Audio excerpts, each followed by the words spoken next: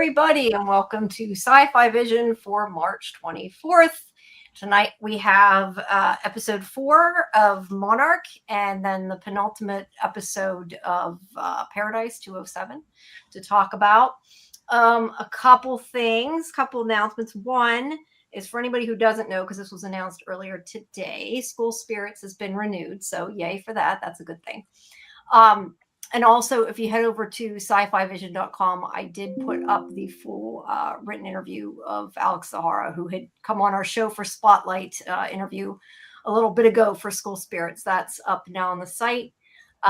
Make sure, as always, that you check our video tab for all our interviews and our live tab for all our lives.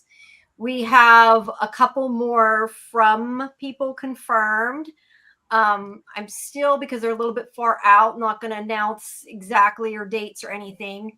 However, what I do intend to do, because I have created memberships for the channel, so I will be for the one that has the shorts. I think it's Survivor and above. I'm going to probably announce it there first. Not that it'll take forever to find out, but just, give something a little special there. I'll announce it there first.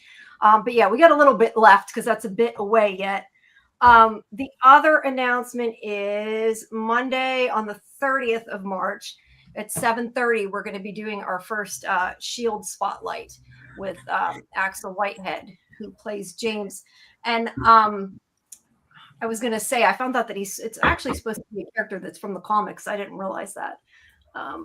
I don't have it up though, so I can't think of what it is. But anyway, so he is coming on Monday the 30th for an interview. So guys, please make sure you come and support him and ask him some questions. If you don't watch Shield, we'd appreciate it. It helps us get more people.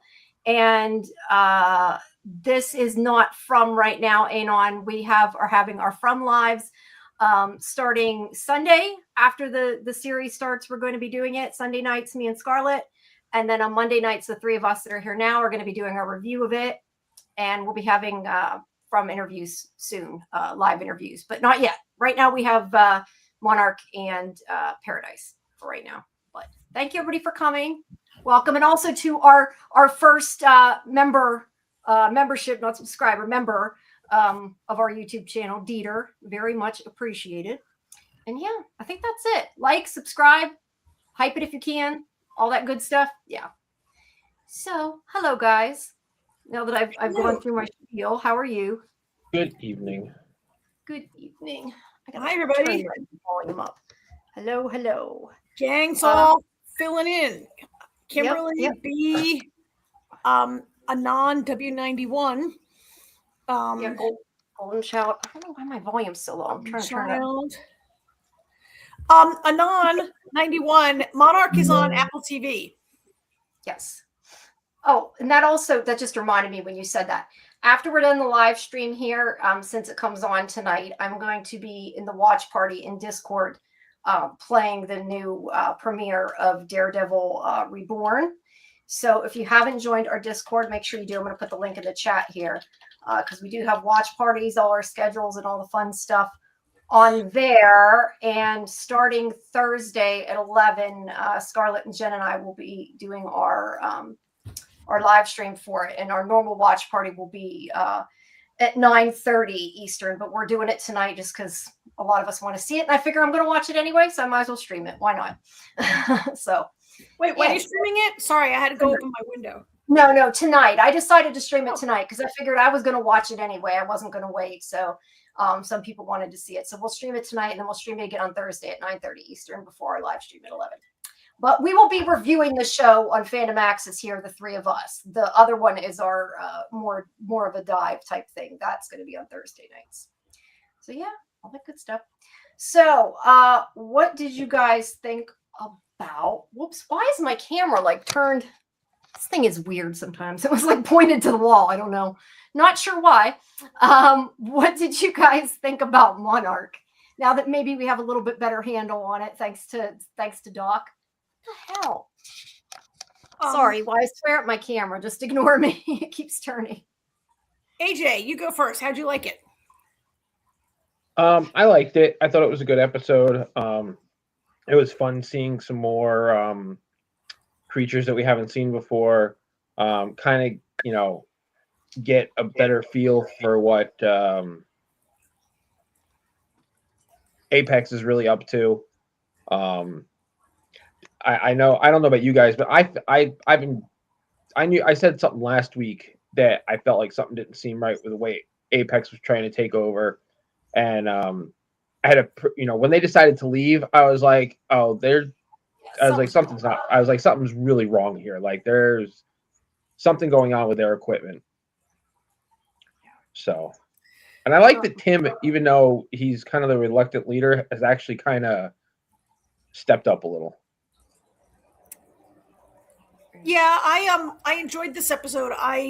We've talked about, I continue to be much more invested in the flashback storyline this season, and less in the Monarch storyline, less than I was last season. It's not that I've never been invested in Monarch. I feel like this in season 2, the flashback has been much more interesting, and like the Monarch thing is dragging. And so this week I felt like finally we're getting some like more juice there going with Apex, with Monarch and Apex, and what's happening there, and with Brenda and May, who's the worst. So like that part is speeding up a little bit. I remember I complained like a couple weeks ago, and AJ was like, "Karen, it's episode 1. Like, what do you want from the stories?" Jamie, how about you? What was your feeling on this? Yeah, I like this, and I agree with AJ. I like that we got to see some more of the creatures in this one again. I also just like kind of the whole. I want to say heist. It's not a heist, but that kind of feeling like them breaking in, and well, they technically were trying to steal their equipment back. So I guess it was kind of an attempted heist. But just that idea of their sneaking around, I enjoyed in this one. I loved how they did the kind of thing where they went to the bar and pretended for him to be having a heart attack, for Lee to be having a heart attack, so that they could steal the bag and all that. I thought that was fun. I enjoyed that. I just wanted to mention, and I don't know where it was at in here, so I'm just going to mention it now, but sometime in the episode, I think it's right when the Apex guy, the one from for The Walking Dead, when he leaves, he says something to Tim that he actually says con. I don't remember what he says, but he abbreviates it con. And I remember thinking then, like, I wonder if this is fake. And I think that was like said, like he was almost telling him and he just didn't pick up on it. I don't know. At least that's what I thought. Maybe I just was. No, he was basically calling him an idiot. He says, "You have the comm," and Tim's like, "No, it's the con." Like, so when the captain leaves the bridge and they hand it off to the next in command, they say, "You have the con." Okay, I didn't know they said that, but either way, I assumed that it might have been kind of pointing at the fact that he was conning him, but I didn't know they called him that. No. That might have been a misunderstanding. I think it's CONN, and it's a Navy thing, and you see it a lot in Star Trek and other like Navy style spaceship shows where they'll say, number 1, you have the con or whatever. In fact, it was in Starfleet Academy last week, right? When the kids were on the ship and people kept saying, "You have the con, you have the con." I think I've never been in the Navy. I think it's short for control. Like you have control.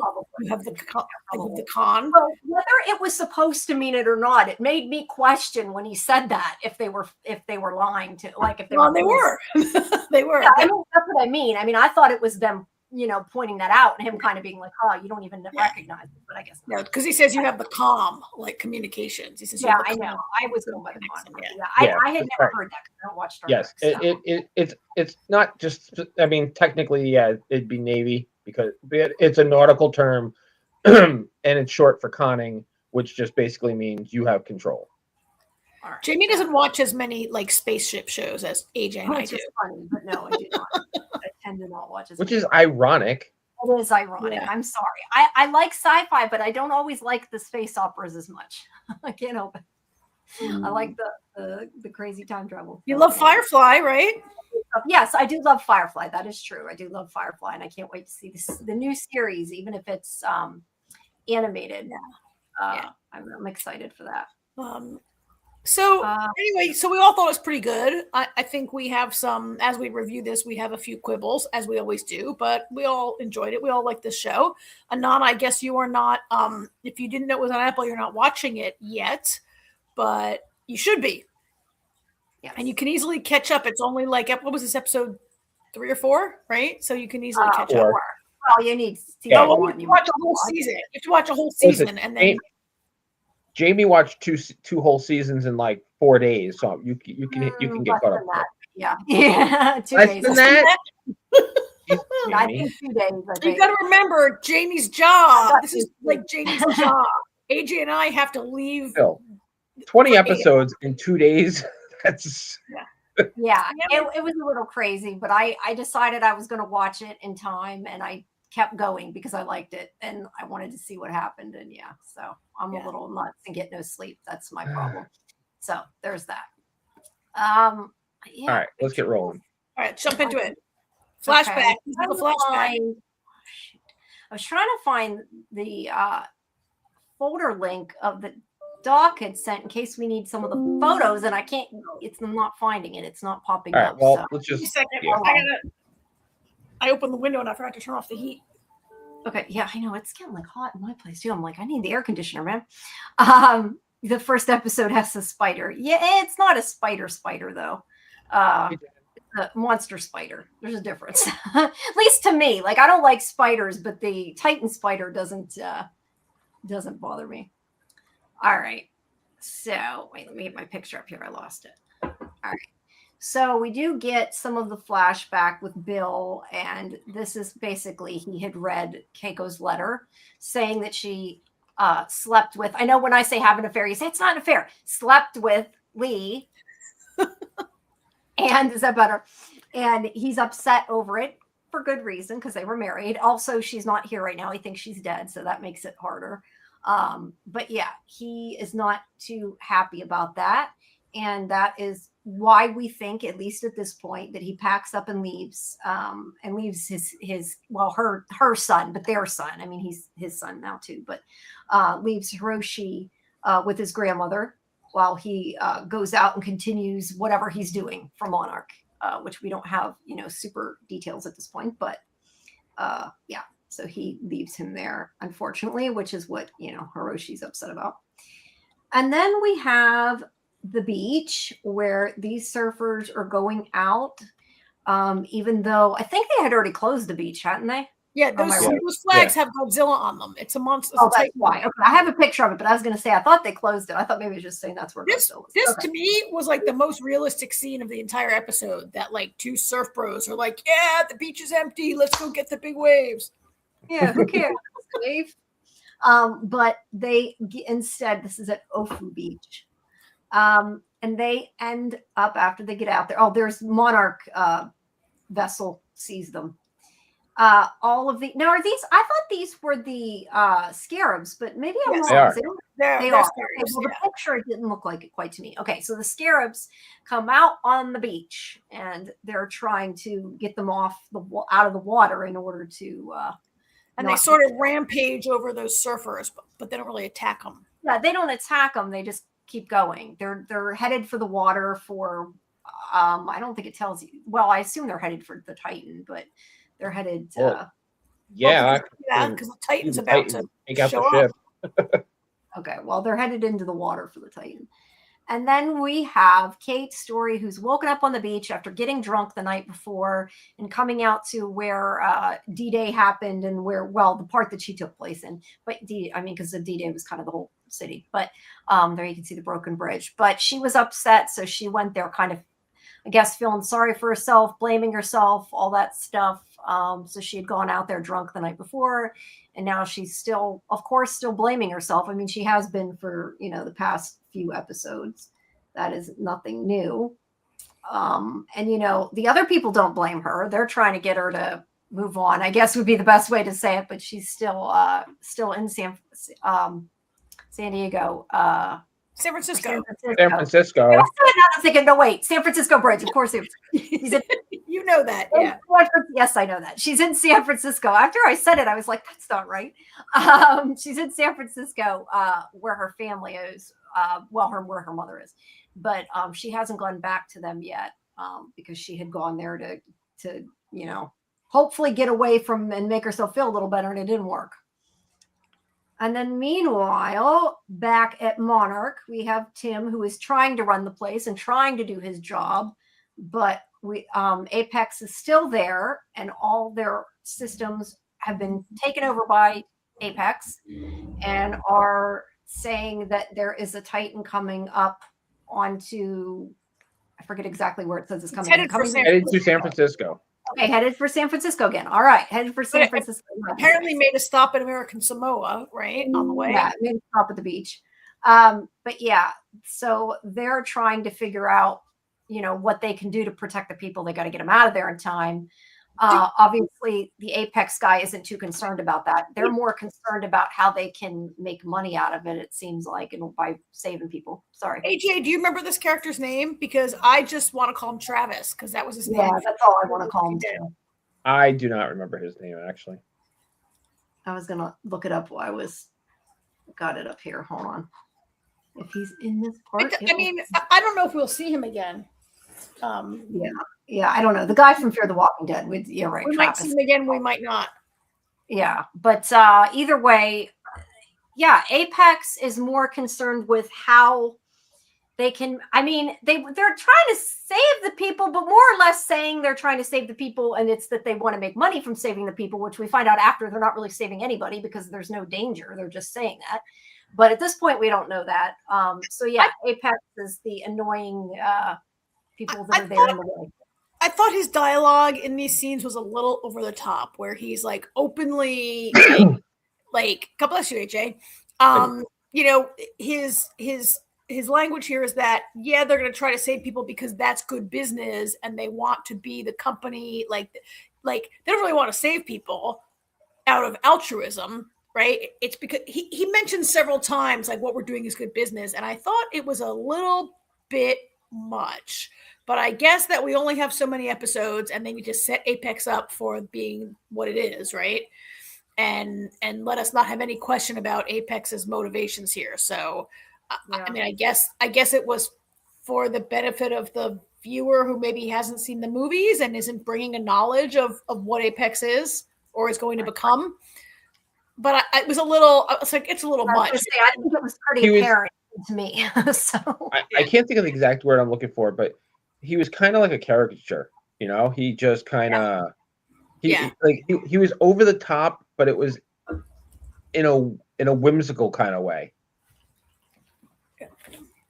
Yeah. I mean, he's not a villain. He's not like trying to hurt people.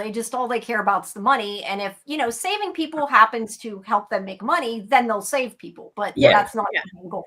And he's not like Brenda, right? But he's sort of a bit of a stand-in for Brenda in the scene, like parroting Brenda's attitude for us. Yeah. It was just a bit much. And he's also kind of going on about, how great Apex is and their technology is better and blah, blah, blah, blah, blah as well, which is all a ruse. We find out, obviously. Well, the sad thing is Apex's technology compared to Monarch's is pretty good. Well, yes, except they're faking it. Other than that fact, if it was working the way it was supposed to, maybe not like when the FBI took over Die Hard. Yeah, kind of. Yeah, kind of. All right. So either way, Tim is trying to run the place, but he's pretty much steamrolling him and taking over. And as we found out last episode, his boss at Monarch is basically like, you're going to let him do it. Partially because Tim wasn't. I feel like if Tim had maybe followed his instructions in the first place, maybe he wouldn't have been quite so. Nah. I don't know, willing to let him steamroll him, but maybe not. I don't know, because the guy still is like, well, Apex is, giving us money, so they probably don't mind that. Well, Tim is okay, but like, not everybody in an organization is equipped to be the captain, right? Like, I don't want my boss to promote me. I just want to do my job, right? I mean, well, yeah, then you'd actually have to do something. I mean, yeah. I mean, I was more senior at my old organization. It was fine, but like, I don't want to be the CEO. I don't want to be the division director, right? Like, and Tim is like maybe not temperamentally suited to being the director of the outpost, but this is what happened, and he stuck with it because his boss was killed by a Titan's tail. We assume, right? Yeah, he's trying though. He's trying, but I'm not sure that he's. I don't want to say he's not management material, but he does have a tendency to run off and do whatever he thinks is right. leaving everybody high and dry, right? Luckily, he's on a ship and he couldn't run off. Yeah, he can't run off. So I would say in terms of Tim's boss, maybe not letting him, like, I get it, right? Like, Tim maybe is not their first choice. He's just who they're stuck with right now. Well, he's next trying. time. He's what? I'm trying to take an uphill. But he has the con. He has the con, so. Yeah. All right. So then we go to, this is at the hotel room where May is starting their con about trying to get to steal the Suzuki. Is it Suzuki? Is that right? I had it written down, and now I don't have it written down. It's the Suzuki device. They want to steal the Suzuki device to lure the Titan away from San Francisco. Right. See, I remembered something. Hold on, I'm taking a pill. That's why I'm like trying to talk. But they're in Florida because apparently, even though I don't know where May worked for Brenda before, but right now it's 2 years later, right? And Brenda's offices are in Florida. They're in Florida, I think, right? Isn't that where this takes place? Yeah. Brenda's offices are in Florida. Apex is in Florida. I don't know why Apex would locate themselves at a place where Titans show up, but maybe that's why. So your office doesn't get destroyed. You go to Florida. Maybe Kurt Russell said, I want to film in Florida. It could be. You never know. But they're saying this. So I think that's the back of Kentaro's head. Yeah. Right? Yeah. But yeah, they're going to steal the Suzuki device back is the point of what they're trying to do here. And got all their tools to go do their well, like I said, con, whatever you want to call it. Their mission, whatever it is. Yeah, in order to fake them out. And yeah, they got it all there. They're all ready to go. And then this is when Tim sends, I think it was on Hiroshi's phone, wasn't it? Or was it on Lee's phone? It doesn't matter.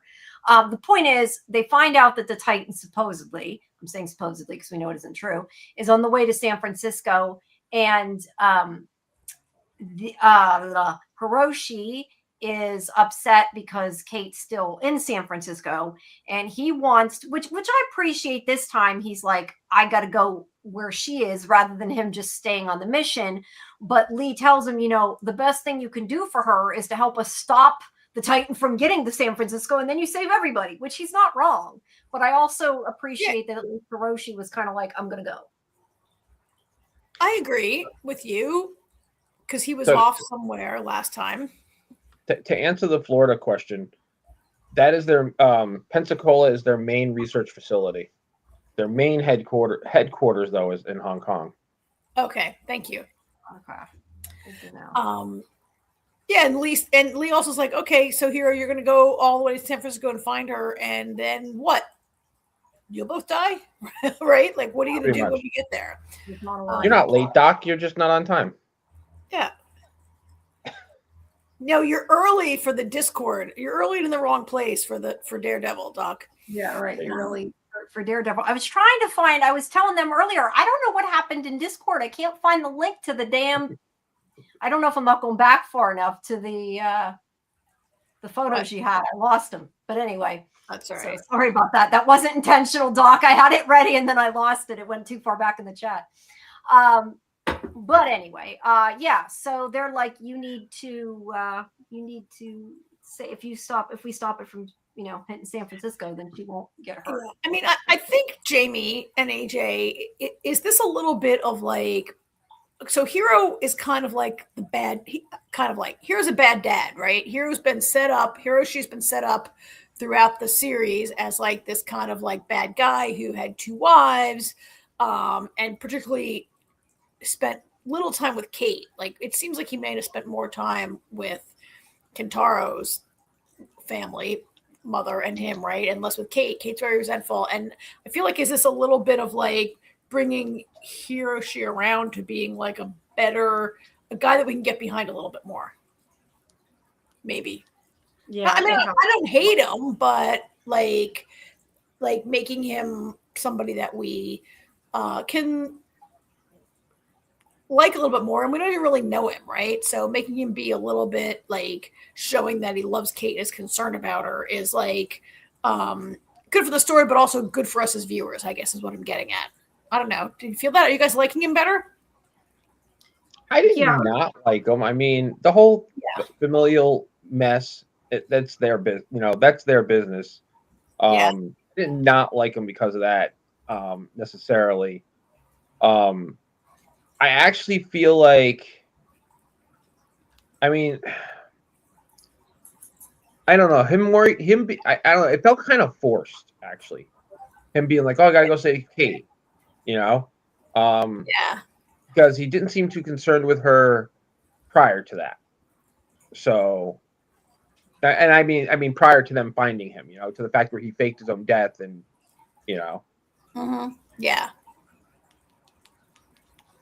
Yeah, I agree with AJ. I didn't dislike him, but knowing that he's maybe putting his daughter first for once, definitely. I also didn't dislike him, but I was kind of neutral on him, I guess, right? But he definitely was sort of like this bad bigamist guy, right? Like, bigamy is not cool. Wait 1 second. I agree that, like I said, I'm glad he's at least putting her first. Let me get my picture back. Sorry. I'm going to put a little star on this comment. All right. So they are, story. All right. So they are, like I said, they're headed out to get the Suzuki device. That is their plan. It may not go as planned, but that's where they're headed. And then we have Kate, who is still in San Francisco, and she's, in the middle of everybody taking off because they all think the Titan's coming. And because 9 million people can't just get in their car and drive to Reno. Yeah, true. You can't just right. So anyway, she is stopped by Cindy from Lost, and I'm just going to call her that because that's all I know her as is Cindy from Lost.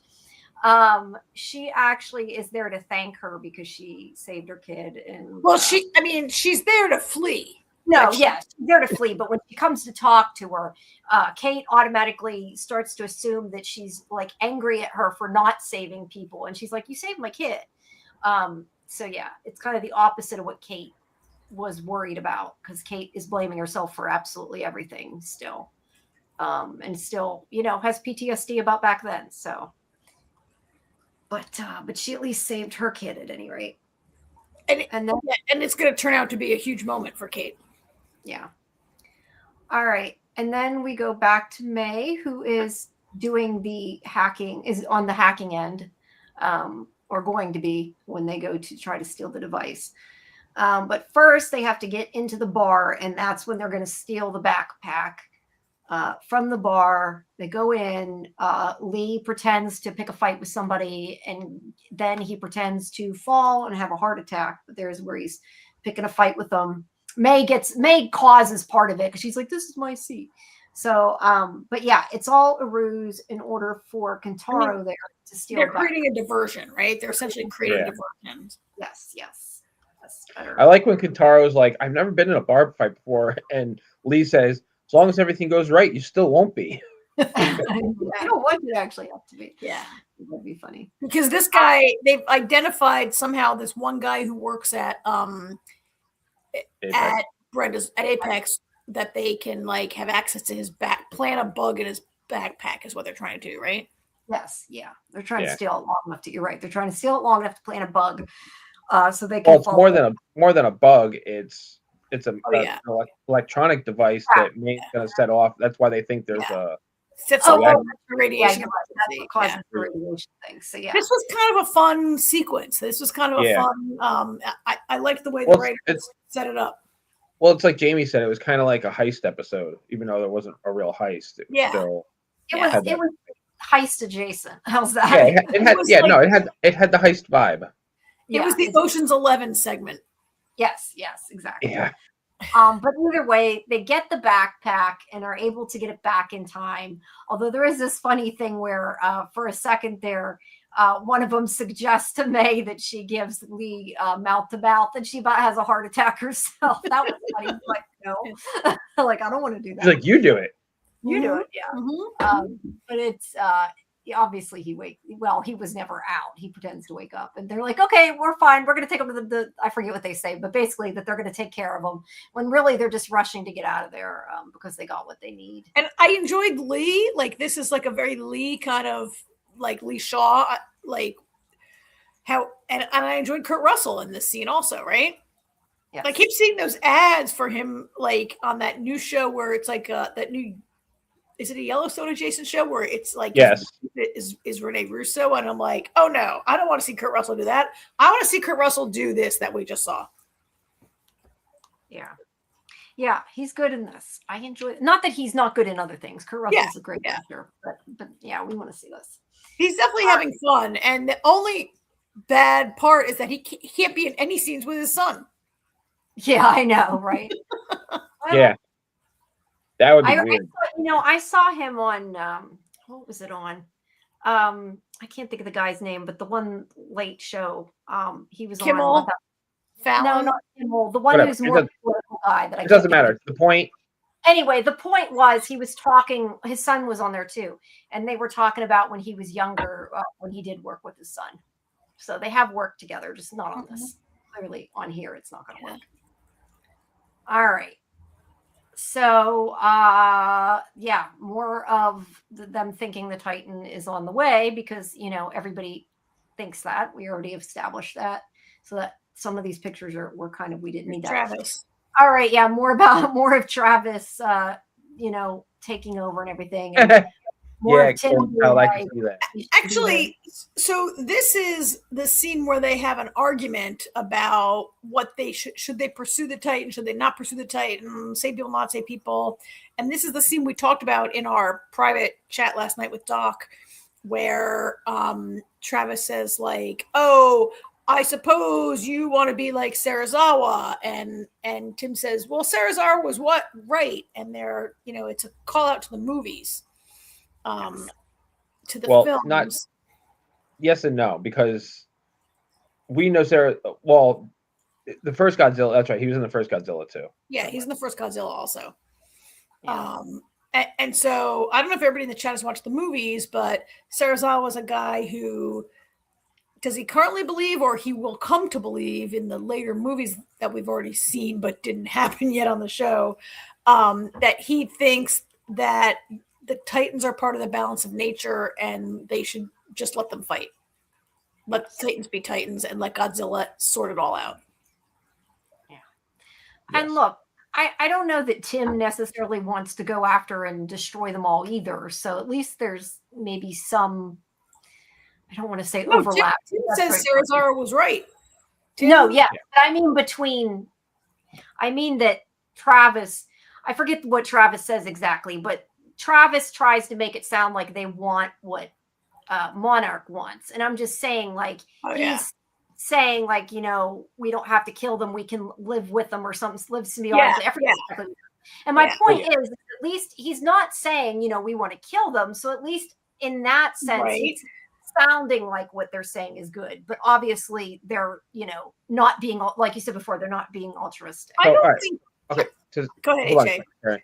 To simplify it, Monarch is trying to coexist with Titans and keep everybody safe, whereas Apex wants to control Titans. Yes, yeah. Right. But he says something. That's the simple point. Not kill them. Way of saying it. Maybe I'm just saying he tries to make it sound like, at least in my opinion, he tried to make it sound like to Tim that they were after the same thing, because he said something about them coexisting. Yeah. I forget. Well, because you can't kill them. I mean, okay. So the ways that they have tried to kill them, which consists mostly of nuclear bombs, doesn't work, right? No. It's opposite effect. Yeah. Yeah. You can't kill them with a nuclear bomb. There's not a whole lot of choices left. Let's be Apex honest. has a little bit of a, if you can't beat them, join them kind of a thing. Yeah. You can't control them. Yeah. I was going to go back to the heist thing. Golden Child said he reminded me of the old Big Trouble in Little China. Yeah, I could totally see that. Yep. Have you seen that movie, Jamie? Yeah, I have. I can't say I remember a lot of it, but I have seen it. That movie's older than Jamie, I think. I think it is. I love that movie. Yes, I've seen that movie. I remember liking it. I just don't remember a whole lot of it. But I remember liking it. All right. Actually, somebody got me to watch it and made me watch it. Otherwise, I probably would have. But I did enjoy it. Kate comes home in last night's clothes. Yes, from staying out, and See your mom. her mother doesn't want her to go back. I think isn't this her telling her mother she has to Her go mom's back? like, "We're packing, let's go." And Kate's like, "No, I have to stay. I have to join my friends. I had an epiphany last night, Mom. I have to go back. We have to go back." Yeah, I figured you meant Kurt. Did I say Kirk? I probably read Kirk. I called John. I knew you meant Kurt. I just read it wrong. So yeah, she tells her she has to, and she does accept it, at least. And then we have. I'm glad, you guys. I mean, in terms of like, I'm glad that.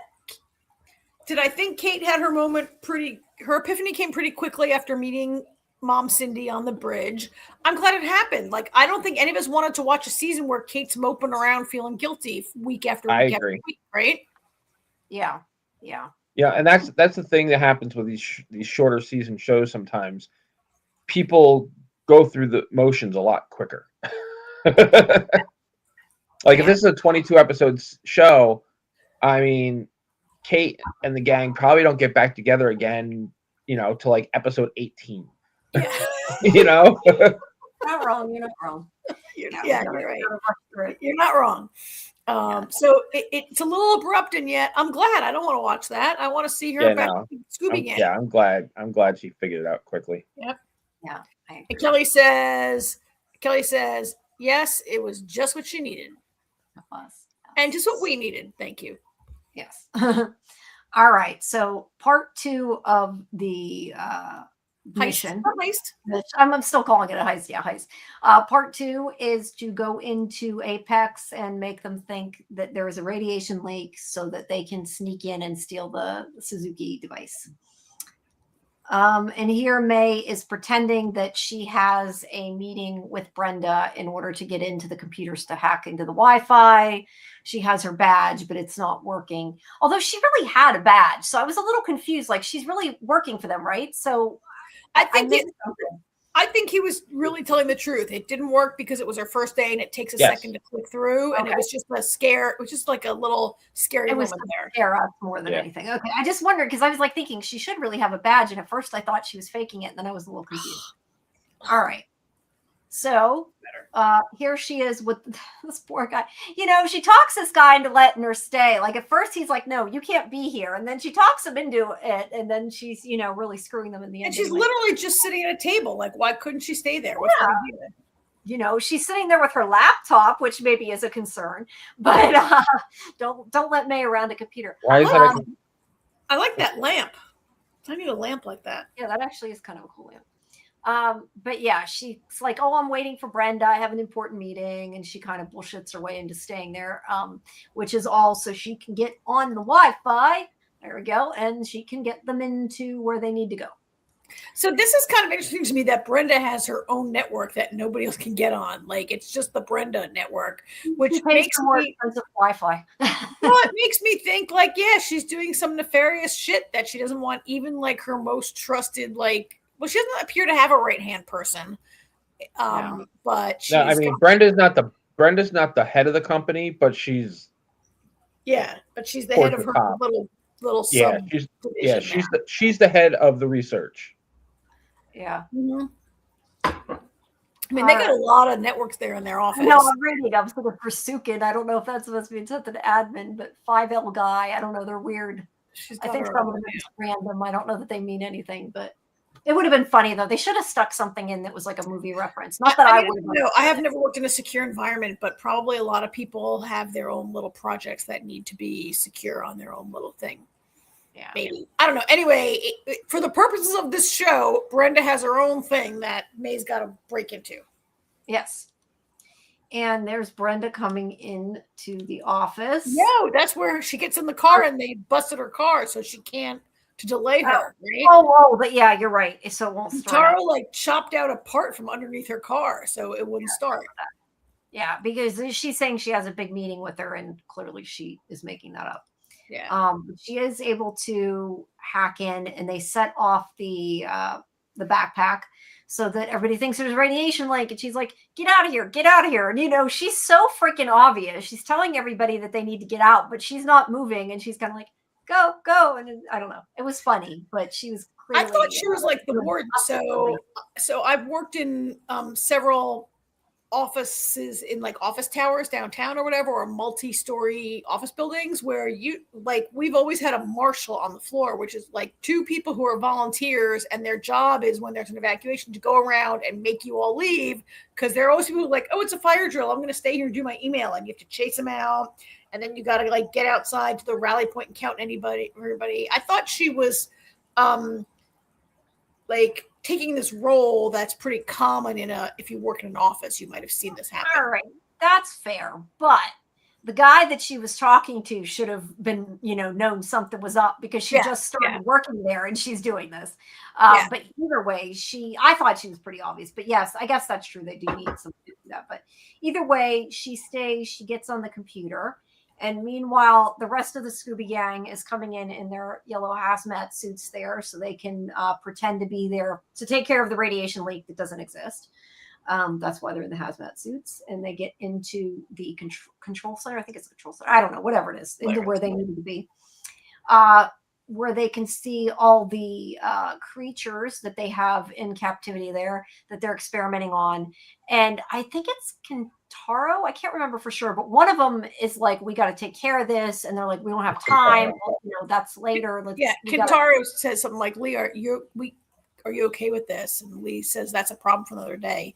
And hey, Doc, or can somebody, do you guys remember the names of these creatures? I don't. I called them the birds. I know the name of the little one. These were, I want to say, not spikes. Needles. Like they're called a needle. That was needle something. I wrote down the little guy, but not them. Doc's going to put it in the chat in a second. They're called a needle bird or a needle something, because they're we're doing a real good job, Doc. Their fur or their feathers or whatever look like big needles, right? Yes. They look like plants. They do. They look like plants. I agree. It was kind of surprising to me, and then immediately not surprising, that Brenda has all these like specimens, needle walkers. Thank you, Doc. That Brenda has all these specimens locked up in there. For a moment, it was surprising to me because it was a reveal. We didn't know that, right? But then in the next instant, I was like, oh yeah, of course, Brenda. Of course, that's why they were on Skull Island, right? They didn't go to Skull Island just to save Kate and Keiko. They went there to collect specimens. Yes. So I agree. They are cute. They kind of look like big dodos that are covered with all these spikes. Like a plant. They look like a plant-covered dodo. I felt sorry for them. And before Kentaro says, I thought it before he says, they're really crammed in there, he says, right? Yeah. And I thought the same thing. Like, that is a really small cell for 2 of these needle walkers to be, or 2 or 3, right? They're really jammed in there. It's a very inhumane environment. Yes, and he wants to let them out, but they don't have time. They end up letting them out, but that wasn't the plan. It just ended up being the plan. So, but first, they are going to go try to have her hack the security system to get into where like we said, where the Suzuki device is. Meanwhile, people are still evacuating. And there is May talking to them as they're trying to get in. They finally get in the elevator. I forget what their conversation was. I think he says something like that he finally gets to work with his mother on this or something like that. I don't remember exactly what was said. It's really kind of. Yeah, it was something like that he finally got to work with her. He had dreamed of that or had thought of that when he was little or something like that. And then at Monarch, it looks like the Titan is getting closer and closer. And then this is where Travis, as we're calling him, is like, I'm gone. And he's like, you take care of it. You'll do good. And like completely just leaves in the middle of the crisis. When Tim questions him, I think Travis says, look, we got to get on the land to help clean up after this happens and like be on site for, right? Like he gives some, I think he says, doesn't he say something like that, you guys? Yeah. Something. I can't remember what he said. I just remembered the con thing. But either way, I mean, he's kind of is saying like, you take care of it, I'm leaving. Kind of essentially what it meant. Doc says this episode made me think of Jurassic Park and Alien Earth. I agree. When they let them out, I'm assuming you mean when they let them out of the cage, the not cage, the rooms. I mean, the Skull Island always makes me think of Jurassic Park. That's fair. Yeah, it does. And Alien Earth, yeah, Alien Earth when they escape from the containment. Yeah. All right, so Tim is left to fend for everybody and figure out what to do. And then meanwhile, they are trying to get in and they're having trouble getting in because she hasn't unlocked things yet. And this is where they have a backup plan. And well, it became a backup plan. I shouldn't say they had a backup plan. It became a backup plan. Am I the only person who wondered why Brenda didn't just call an Uber? Like why she changed into all her biking gear and rode her bike to the office? Instead of just calling an Uber. Because it took longer. But she comes in and now she's in the way. But because she's talking to her, so she can't really unlock the doors and stuff. She's talking to May, you mean? She's distracting May. Yeah, May is talking to Brenda there. So Lee and Kentaro are trying to figure out what to do in order to let Hiroshi and Keiko into where they need to be to try to get the device. So that's when they, as this is going on, as she's talking to them, that's when they get the idea to let the creatures out so they are a distraction. But they don't let the bad ones that are going to murder everybody out. That's why they let the needle walkers out, because they're relatively harmless. Well, these were like... They're territorial. They're not territorial. They're not... predatory. Yeah, predatory.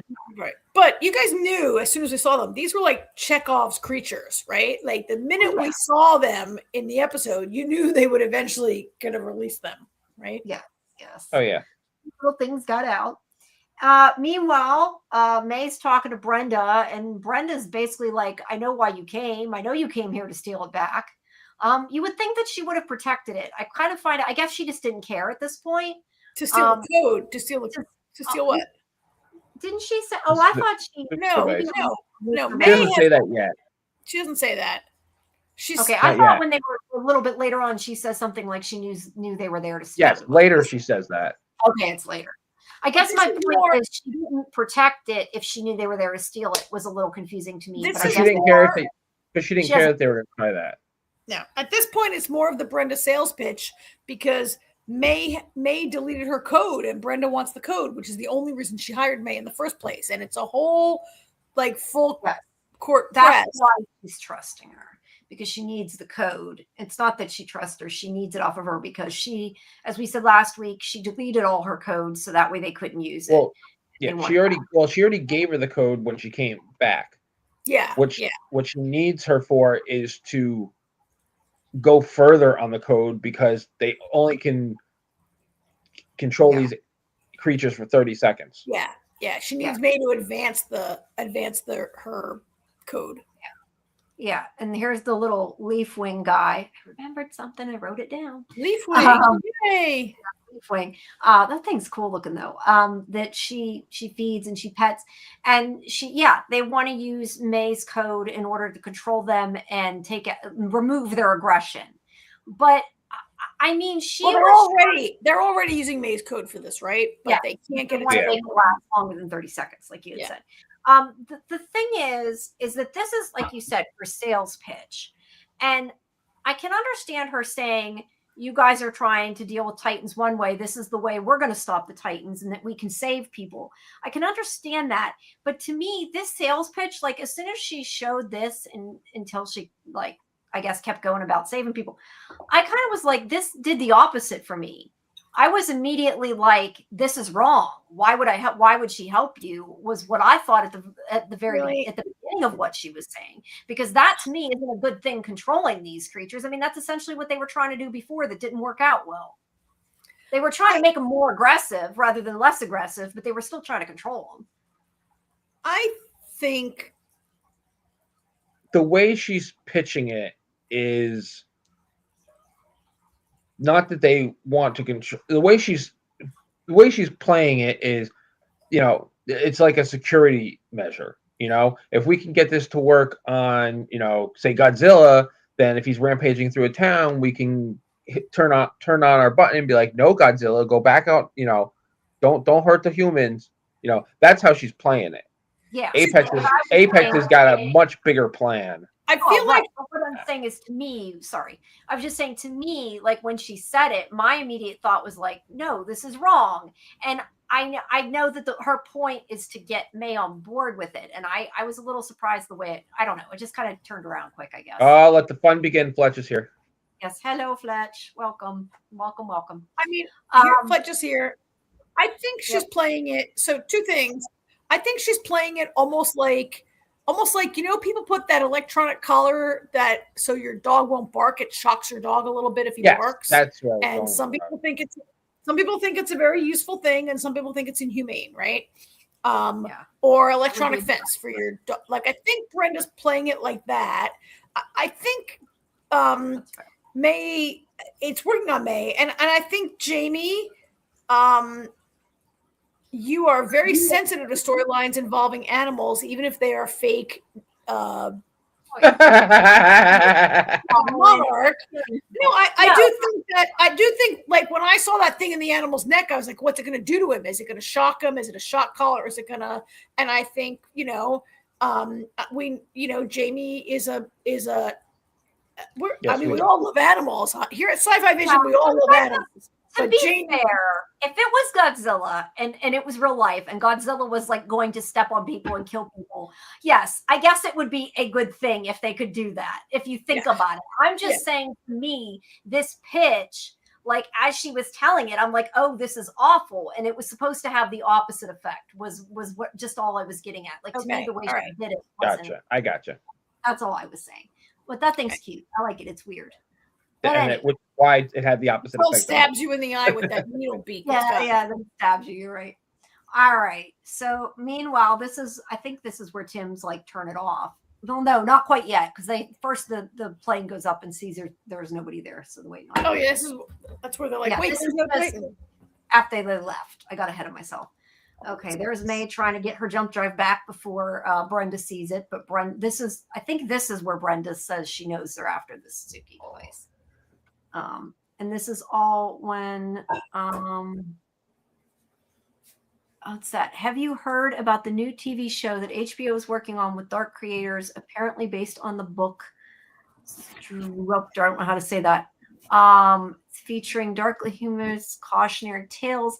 I have not heard of any of that, but sounds interesting. But no, I have not heard of that. Have you guys heard about it?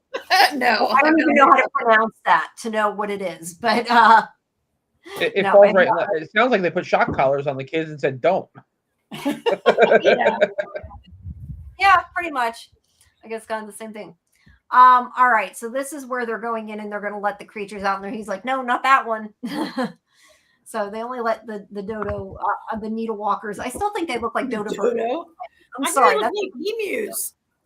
Yeah, like they look like emus. Emu. They remind me of dodo birds for some reason. They're way too big to be dodo birds, but they remind me of dodo birds. Okay, and then here is where everybody's panicked and running away from the. It was cool. Walkers. It is. I think cool. Their feathers look like grass. I get it that they're needles, but they're kind of look like grass. Yeah, they're plant raptors. They kind of look like the top of a pineapple. It reminds me. Oh, it does.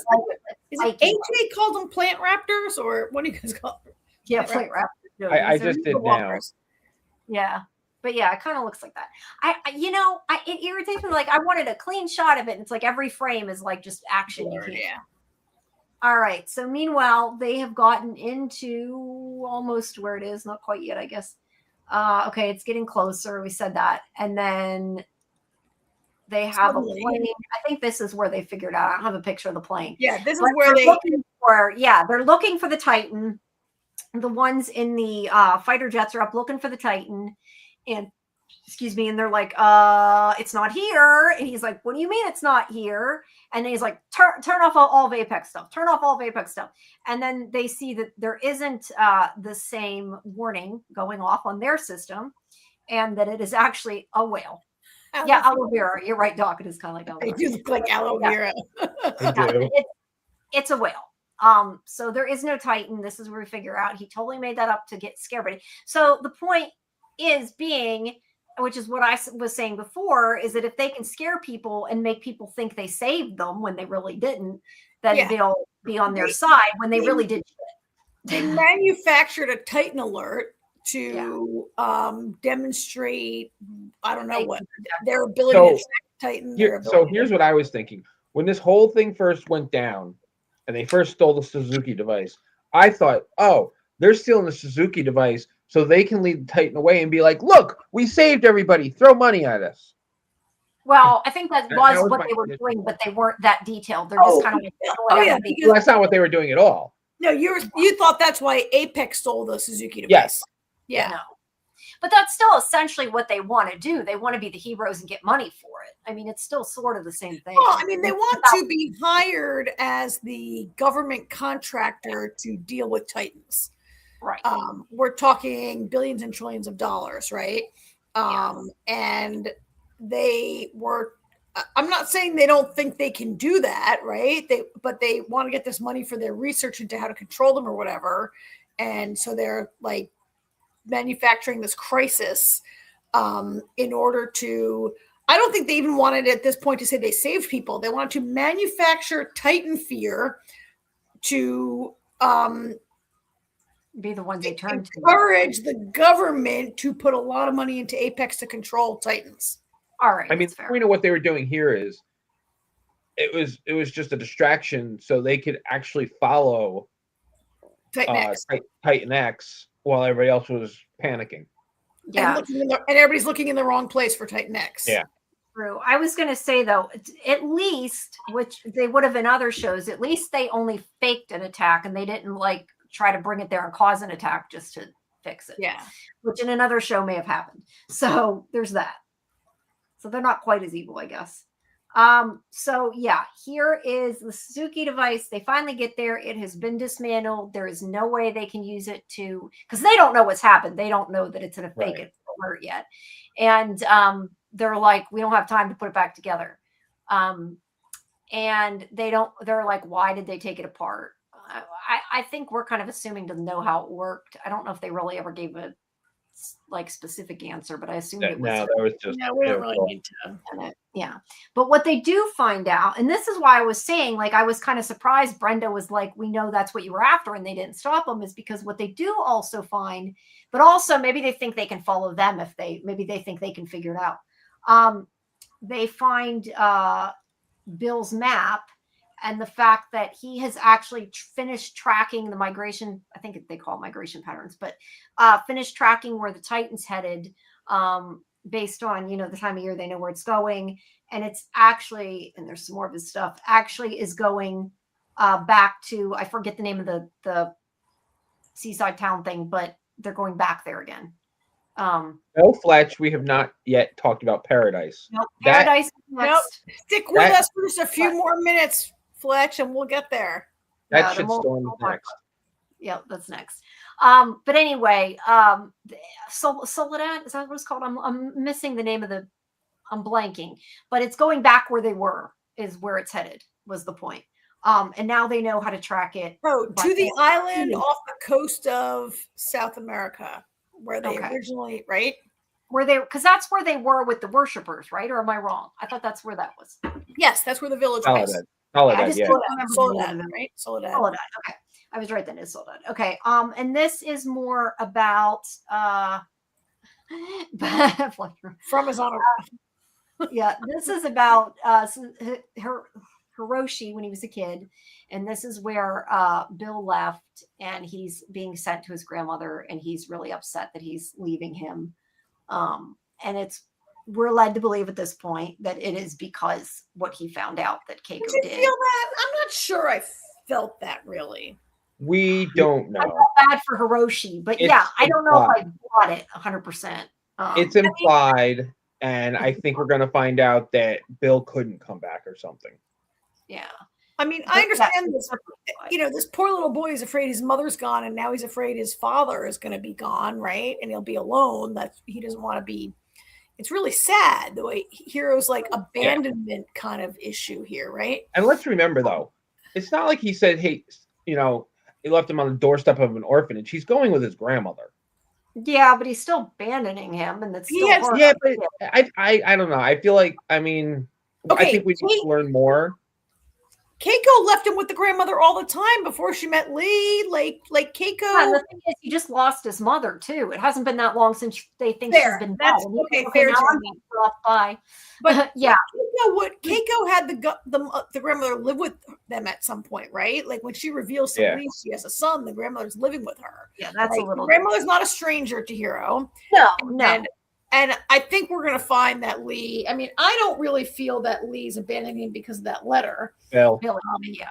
And I think we're going to find out that's not the case, right? But sorry, I'm looking for my plug for my computer here.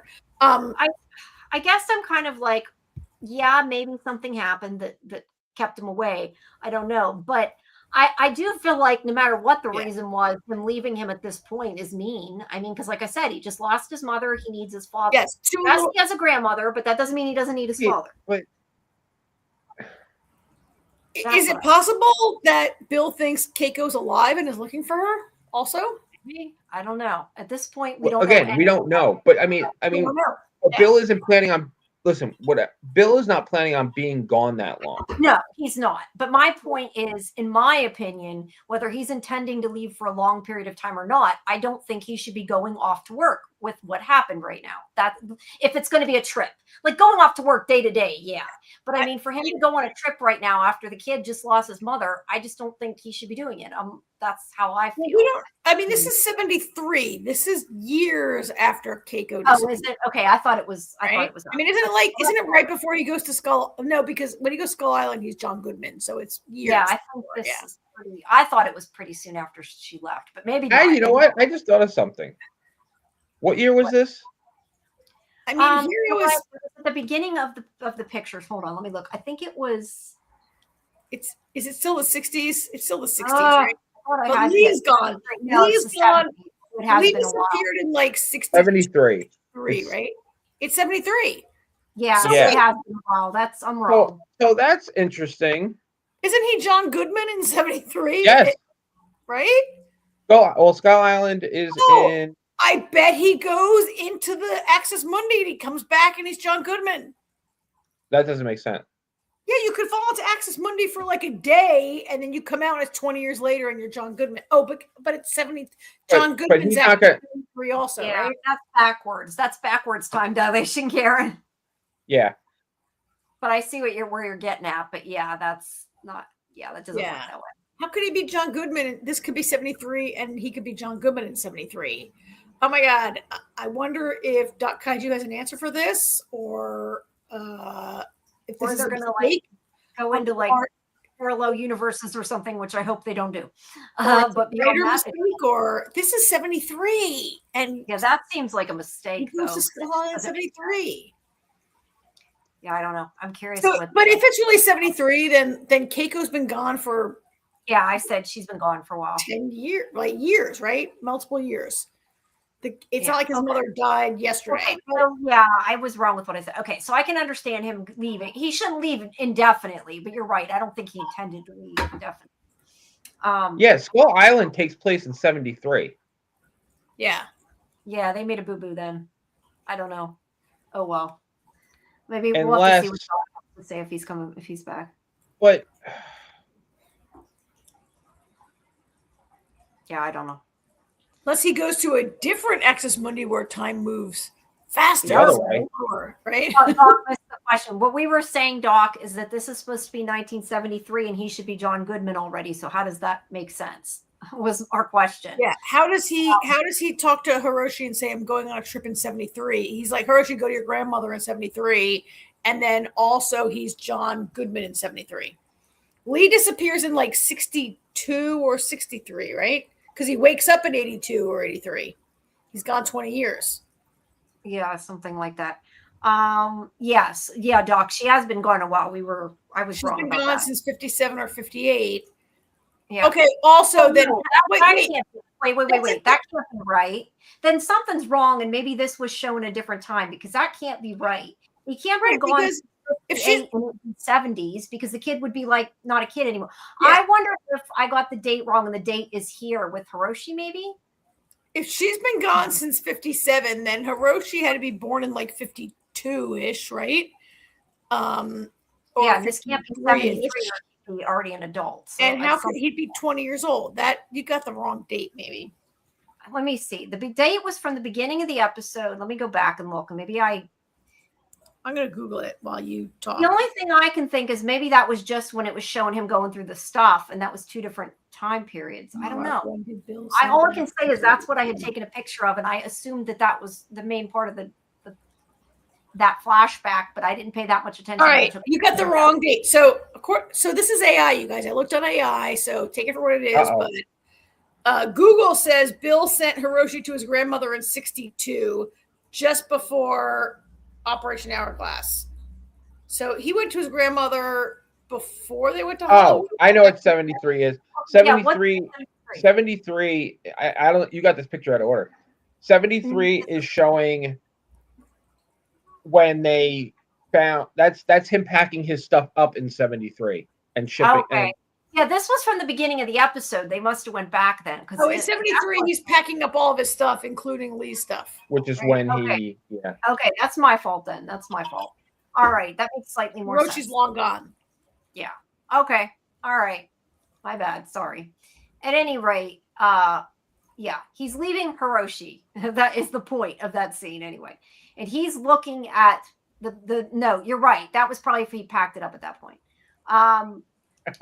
So, who needs AI when you have AJ?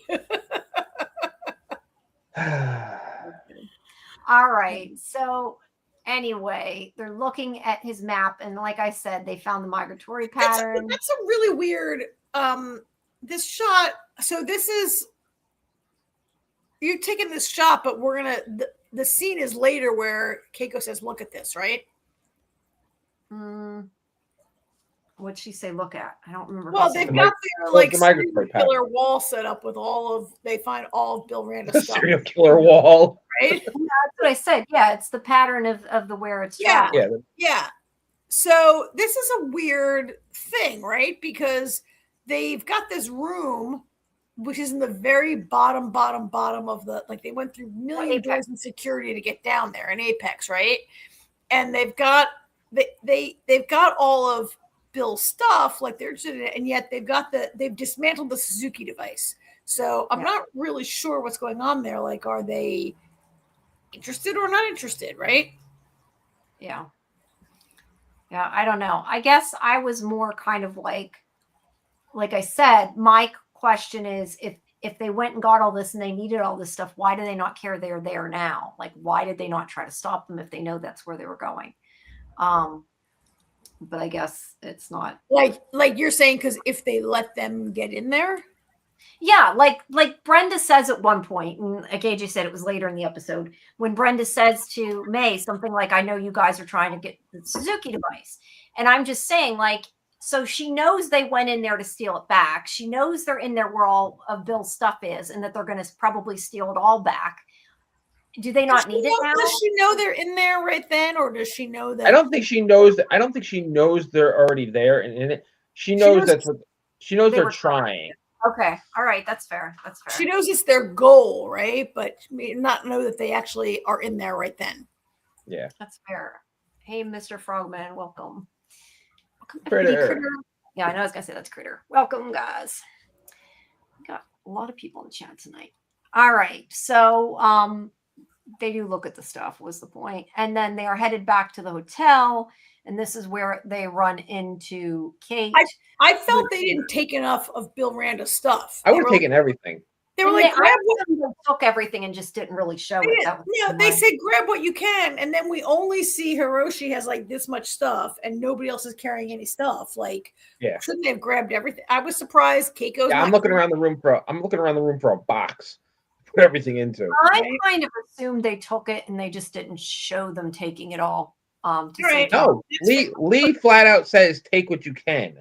Yeah, he does. But I mean, I assume they took more than what they said because we're gonna probably when we see them leave, Hiroshi's carrying a stack, Keiko's carrying nothing, Lee's carrying nothing. Yeah. I'm not supposed to notice that.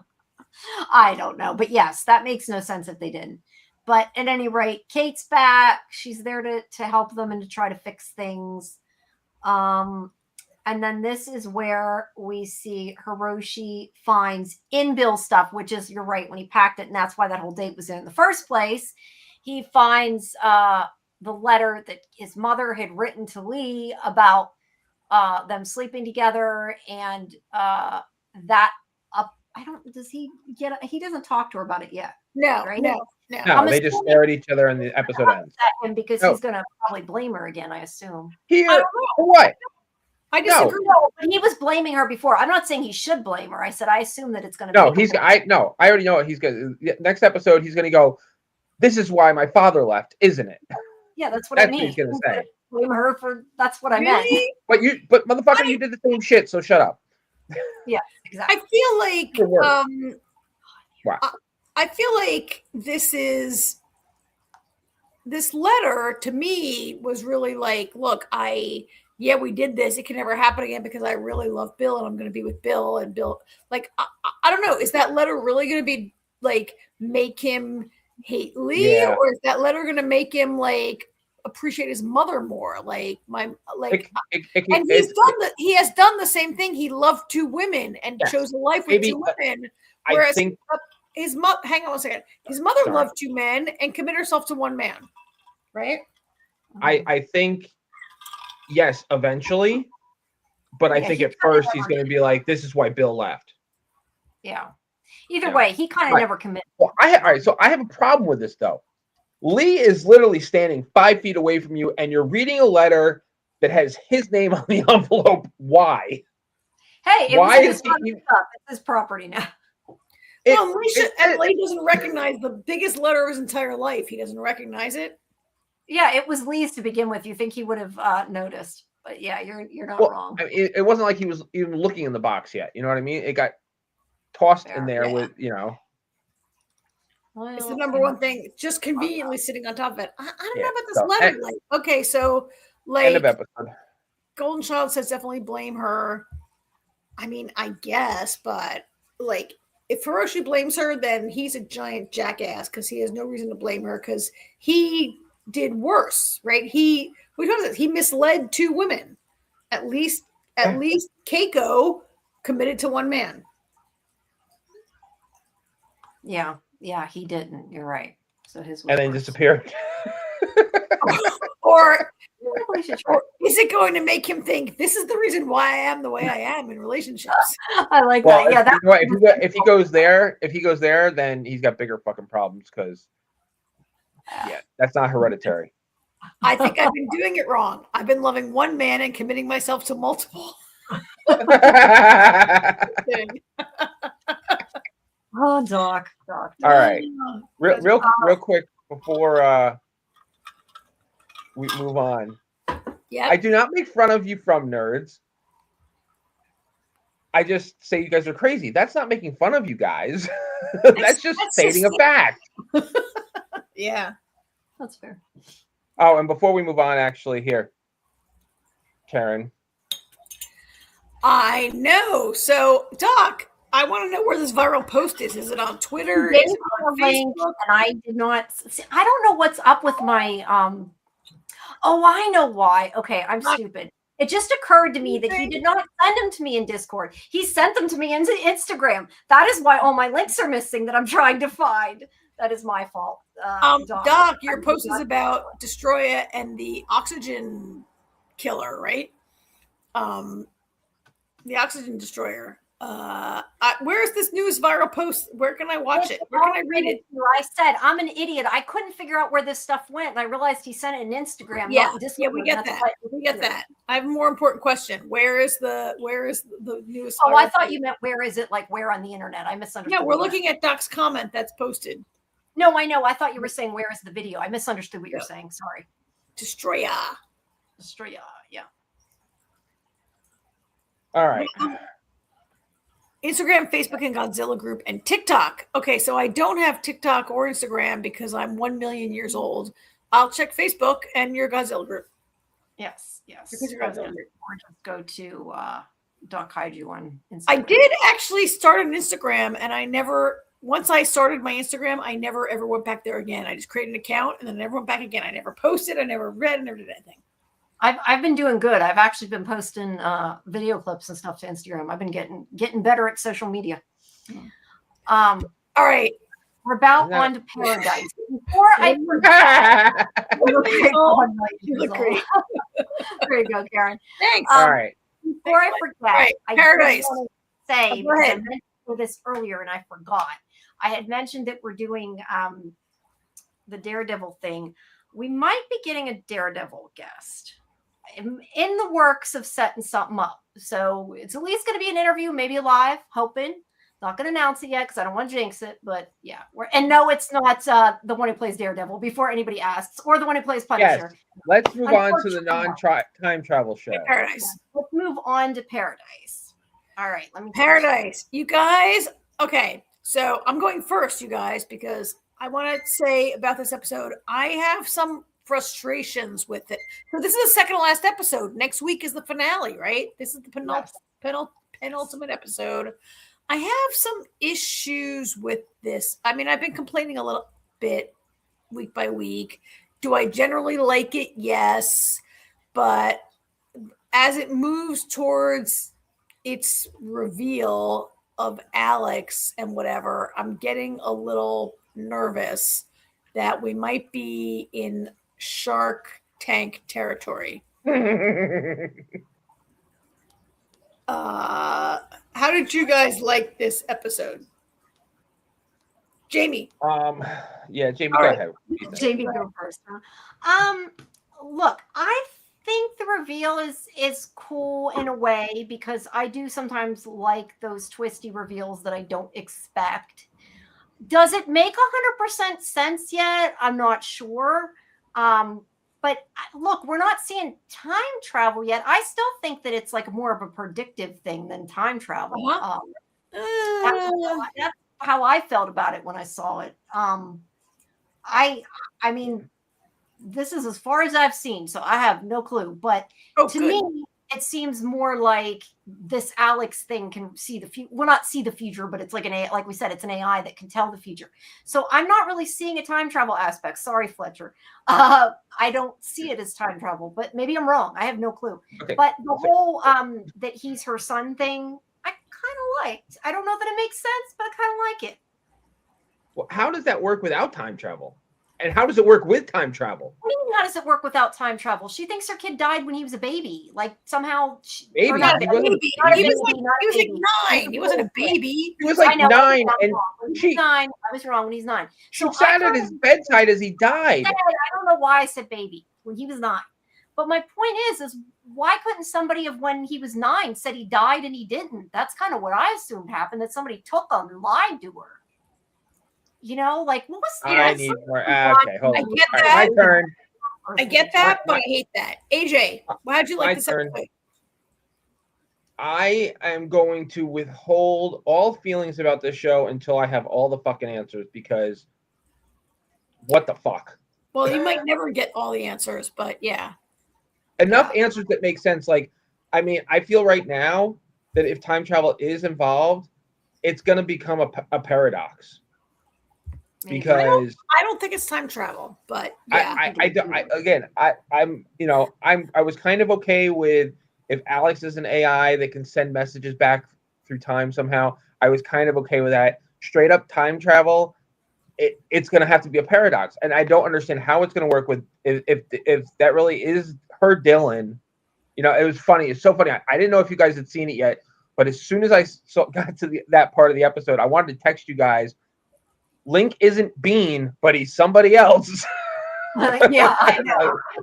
I was like, so one thing that's bothered me for the whole season is why his student ID doesn't have his name on it, and now we know why. Yeah. Hey, hold on a second. Okay, how many people remember his name was Dylan? I agree. I have always said no body, no dead, but we had a fucking body, Fletch. It was a dead child. The child's dead body. We never saw the child's dead body. We saw him dying in the hospital. I mean, I personally, you guys, so this episode made me think not time travel. This episode made me think like, are you pulling someone from an alternate universe? Did somehow Alex pull him in? Is there a version of him that didn't die and she's pulled him in somehow? Will wasn't dead. Maybe she created a paradox for that. Maybe Well, she that her son Dylan somehow was it. pulled in from a different universe and allowed to live. And look, because time travel doesn't make sense to me in this show.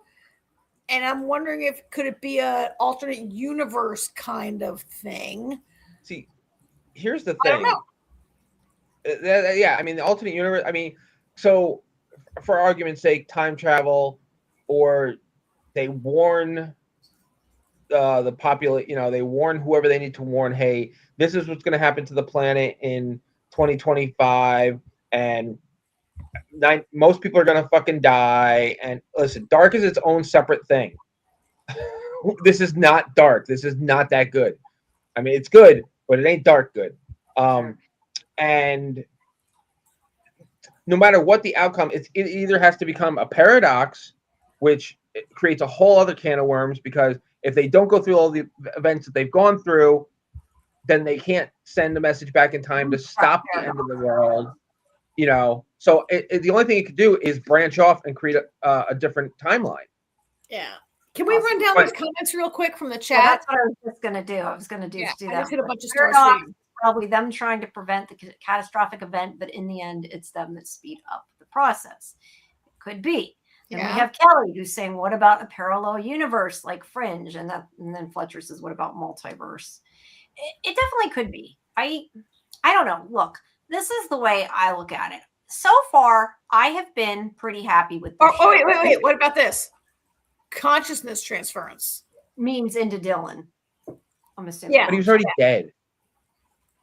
Unless they already had his consciousness. Or the other way. His consciousness that had to do with Alex. Maybe Alex was more than we thought. Who knows? Maybe that's why she wanted Alex so bad. Maybe it wasn't just something that could see the future. That was something else too. I kept waiting for Link when he asked her about Alex for him to be like, and she's like, "I don't know what you're talking about. This conversation's over." I was waiting for him to say, I know what I'm talking about because I helped create it. Yeah, I love that this boring ass episode is so. I never said it was boring. Parts were boring. Okay, so the whole it's funny because the bunker has been kind of like the less interesting part of the season, and then all of a sudden the bunker became really great in this episode, right? Like the bunker's been kind of blah, let's face it, and then all of a sudden the bunker was like everything this week. I loved it. Oh, and actually, I have a question too. All right, what's her Jane? So the message that was sent back or whatever the hell said to stop her. She's dangerous. She's a killer. You're assuming it's her, but yeah. Huh? Well, I mean, yeah. Well, I mean, the episode was called Jane, and everything happened in Jane. So yeah, all right, we're assuming it's Jane. And the whole message was, stop her but what the hell? When it matters or something like that. Like you can stop her when it matters. Yeah. And then Gabby kills her in this episode, which I was surprised she killed her. I thought she's dead. Pretty sure she's dead. I am too, but she might not be. Okay. I was just going to say what Kimberly's saying because that was what I was about to say. I do like this show, but it irks me the twist of the sci-fi. I love sci-fi, but I did like this show being grounded in some sort of reality. What I was about to say before was that so far, for the most part, it's had its issues, but for the most part, I have liked this show, and I think it's been written pretty well. It hasn't pissed me off. I think it just kind of. Yeah. I mean, we have talked on Fandom Access. If you've been with me and Jamie and AJ for a while, we kind of like shows that are grounded in science, even if it's pseudoscience and it's not real science. At least there are rules to the show that make sense, and we can get with that, right? Yeah, or it starts off at the beginning being that. Like if it had been like timey-wimey at the beginning, it wouldn't have maybe been such an issue. Yeah. No, okay, let's see. There's only one show that is excused from actual rules, and that's Doctor Who.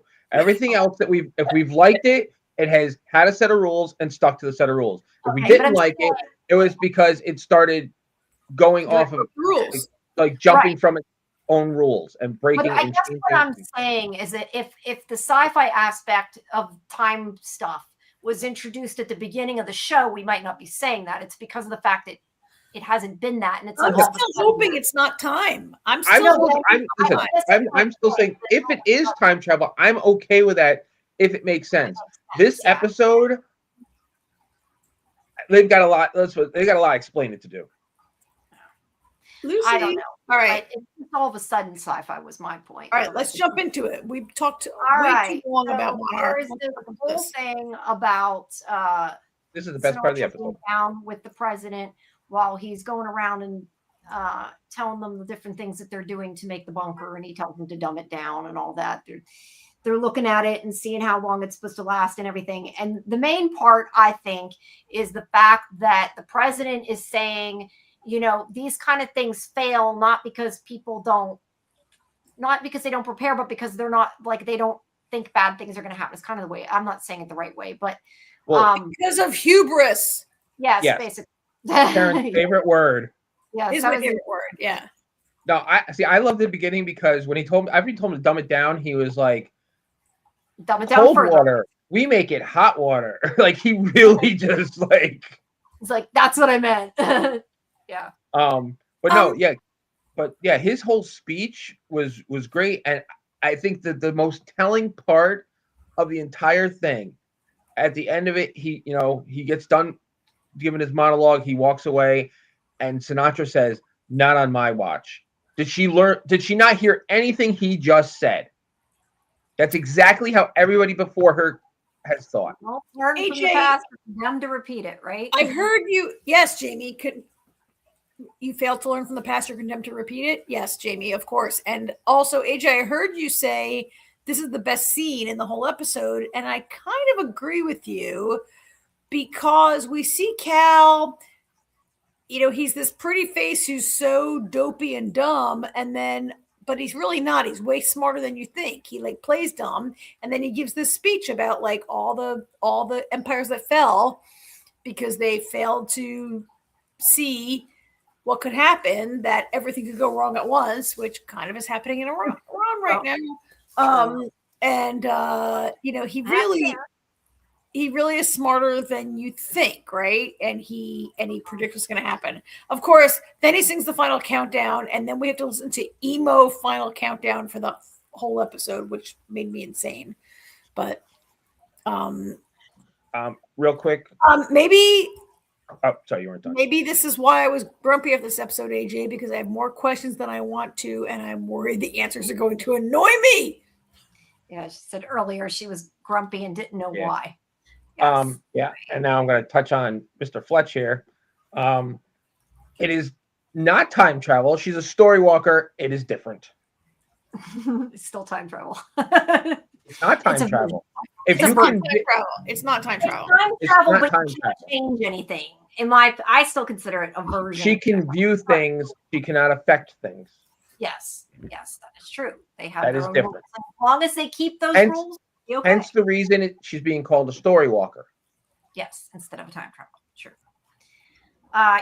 It just depends. I mean, look, I look at it. Not that we're not gonna go too far into but we're not going into from at all. I'm looking at it as a version of time travel. Time travel. Not about all right. Roll the clip. Next clip. Yes, Fletch. By the way, I do like rope down. It's a bootstrap paradox. Yes, I do think it could be a bootstrap paradox. I do think that could be.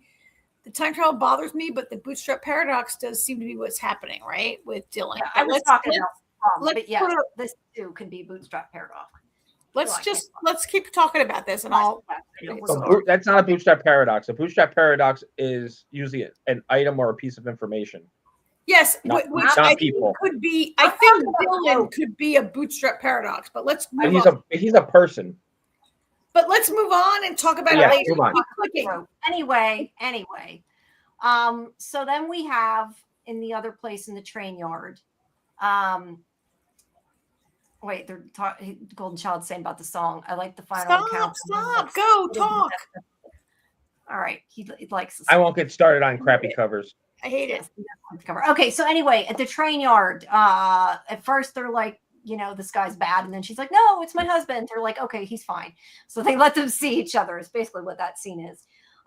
They reunite, all this time. He finally finally got to get to find her. But obviously, Gary lied to him, and we'll get more on that later. But this is where she gets the note. I guess I didn't take a picture of the note. It might be later though. Saying that he has Bean that for her to come home because he took Bean. It says, "I have Bean. Please come home." Yeah. And then we have these scenes with Sinatra and her husband. I mean, like, I kind of get some of this. I don't know that it was necessary, but I mean, it helped develop more backstory, I guess, but I don't know that it was super necessary. I mean, there's the whole thing about the suit, the power suit and everything else, but I felt this was kind of necessary because it kind of, because we don't get a lot from him.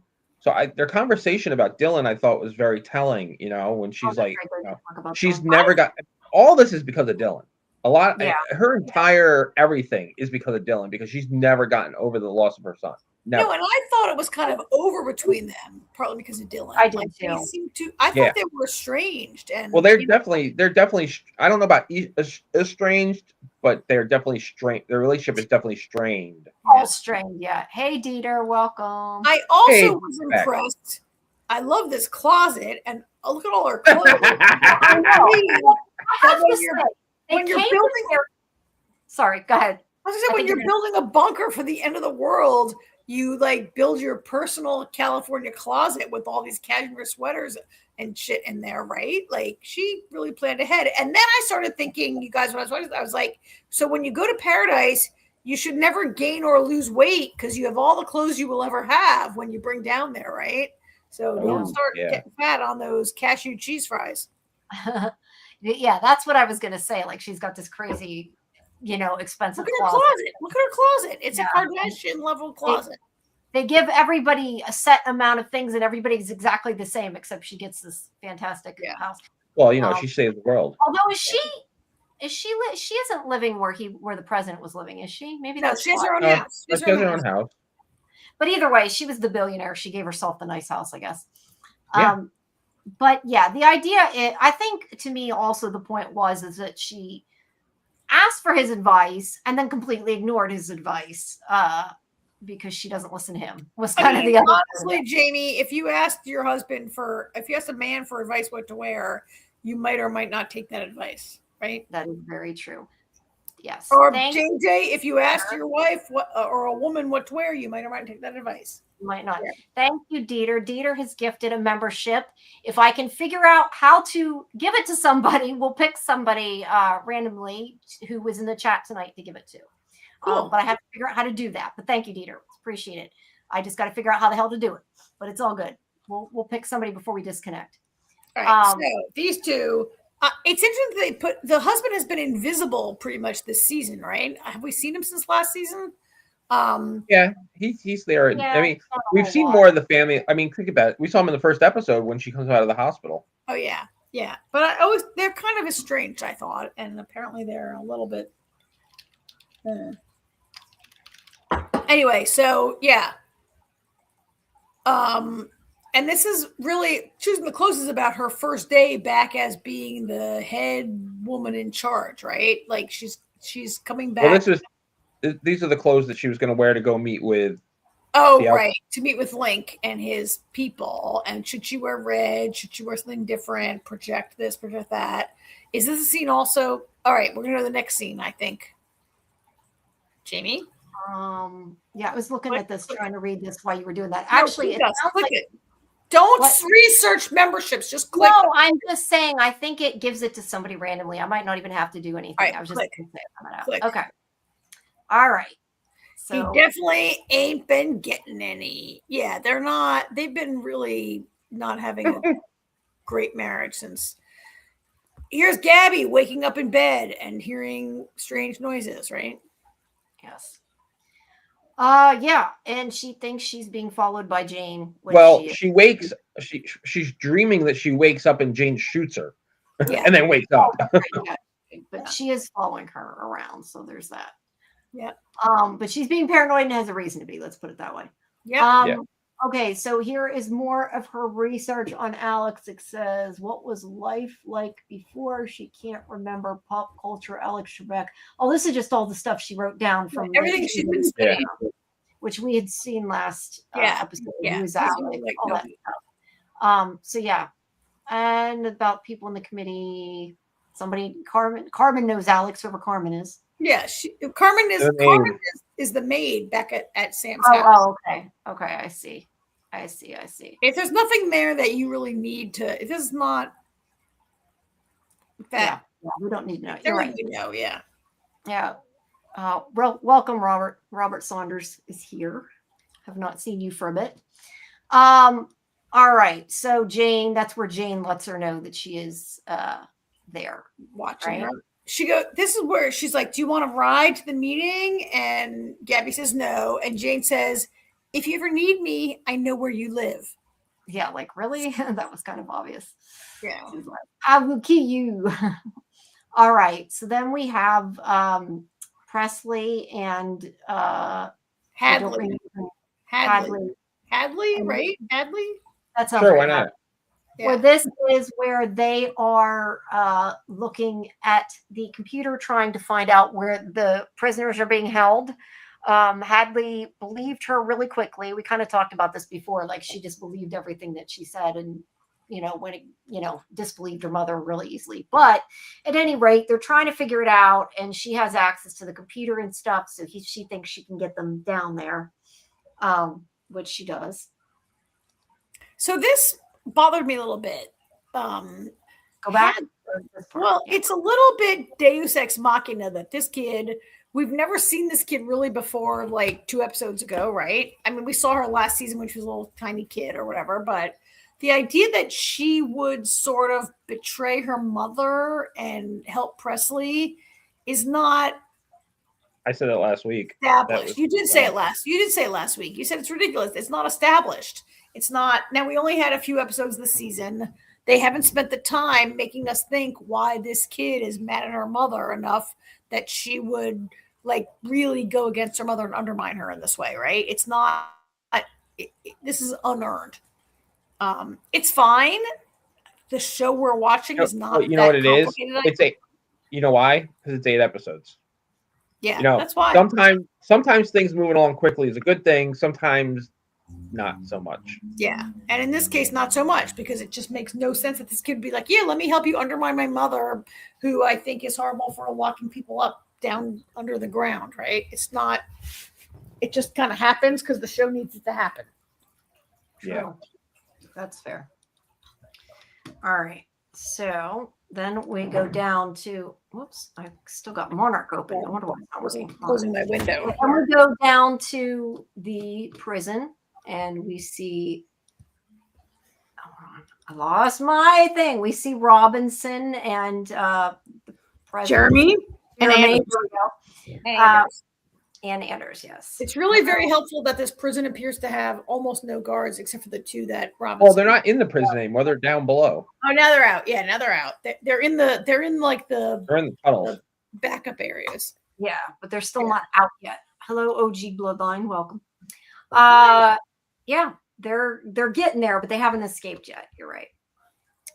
Oh, so we got to go back a second. Like, we were criticizing Hadley and her reaction, but GC thinks because she knows how different her mom has been acting since she lost her brother. I mean, fair. Yeah. It's been like 18 years. Well, because the timeline, we're going to get the timeline. He was 9 when it's been 14 years.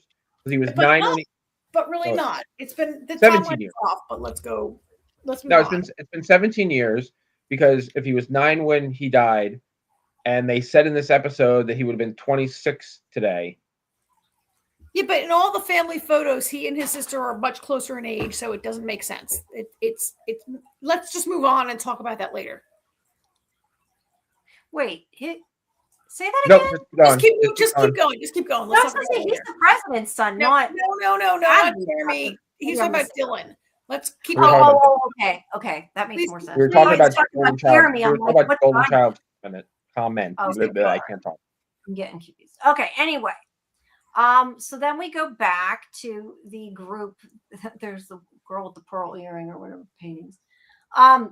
So yeah, we go back to them trying to decide. Yep, trying to decide what to do. And these guys are the worst. Are these people supposed to be some members of Congress who survived? I mean, I know most of Congress died on the other plane, but these people who run the bunker are a bunch of doofuses, right? They're ridiculous. There's not one among them who has any sort of sense or charisma. Except maybe Gabby, but she's kind of not really helping. Yeah. So this is when they talk about Sinatra's going to go outside to meet Link and his people, and Jane says, "I'll go with her." That's what that pick was that you just had, right? Jane's like, "I'll go with her," and Gabby's like, "Oh no, I think that's a bad idea." Gabby's really great in this scene, right? She's like, "You shouldn't go. They've already seen her. You'll look like the mayor of the smallest town in America. You need a totally different set of people." And Sinatra's like, "Oh, great. Like, I thought it was a great little teamwork between them to sideline Jane." Yeah. I love how Jane was like, "I'll go." Like, yeah. all super and happy and. Yeah, and Robert, we're deciding that. We were arguing about that earlier. Let's talk about it when we get to the end of the recap, please. Okay. Right? All right. Okay, so then we go back to the train yard, and Terry and just a bunch of rich people. It's always just a bunch of rich people. The town council. All right, so Xavier, here's the note. There's the group. No OG Bloodline. We've moved on to Paradise. We finished Monarch, but you can still stream it after we're done. We did go through the whole episode, and we'll be back again Tuesday to talk about the final or the next episode. I guess it's not final. I was thinking it had 8 too. It has more. All right. So here is the note that was from Gary. And, she enlists Xavier, obviously, to help her save Bean, who she's kind of looks at as her kid. So what did you guys think about that note when you saw it? A threat, a plea? I definitely thought of it as a threat. I thought of it maybe as a plea. Like, I'm not sure that I don't know. Gary's he did shoot that one guy, but I don't know that I ever really thought that he would. And that was an accident, apparently. Well, yeah, in his mind. Accidentally on purpose. Yeah. I did take it as a threat. Not that I thought he was going to hurt Bean, but it was definitely implied that way. Yeah, I thought so too. I mean, I think he knew writing it like that would get Terry to come back there. I don't know why he thinks that Terry was just going to stay. Especially when the first thing he says is, "I would never hurt Bean." So it's, you know what I mean? Like, listen, Gary's mentally unstable. That's all I could say. Yeah. Oh, I hate that stupid thing. All right. Do you guys have on? I just was going to ask you because it's driving me nuts. Do you have a thing on Windows that like it pops up with like news if you accidentally move your mouse over? Yeah, you just turn off your notifications, Jamie. No, it's not a notification. It's on the bottom of the taskbar. Like if you accidentally hit it, it pops up like a thing on your screen. At least it does to mine. It's on Windows 11. It's annoying. Anyway, I don't know how to. Goldchild thinks with that note that Gary wanted to say his official goodbye to Terry, which I get. Yeah. Listen, he just tried to blow up her husband. Well, he tried to get her husband to blow up himself, but yes. Yeah. I don't think. Yeah. So anyway, it turns out the train people. This is another thing where you only have 8 episodes. The train people, we never even get into who they are, what's going on, what's happening. Like these people are just, by the end of the episode, we're on the train. There's nothing. We spend no time learning about this train, where they came from, what's going on, right? No, the only thing we know is they're part of Link's group. Yeah, they're just a group of people going to meet up with Link and company. Yeah, and by the end, Link says he has 10,000 followers, and we're like, wait, what? But they've spent no time developing that either, right? Well, unless there's more than one train. I don't need them to. I'm guessing. That's good enough for me. Mm-hmm. So Sinatra has decided to ignore Gabby's advice. I liked this scene between them. This was like a very tense scene, right? And it's where Gabby kind of lets on that she's not going to take any shit from Sinatra, but she's not going to abandon the town either. I like that everybody keeps asking Sinatra who Alex is, and Sinatra's got to be like, what the hell? Why does everybody know about Alex all of a sudden? And then her answer every time is like, who? What? What are you talking about? I have no idea. Like, come on, Sinatra.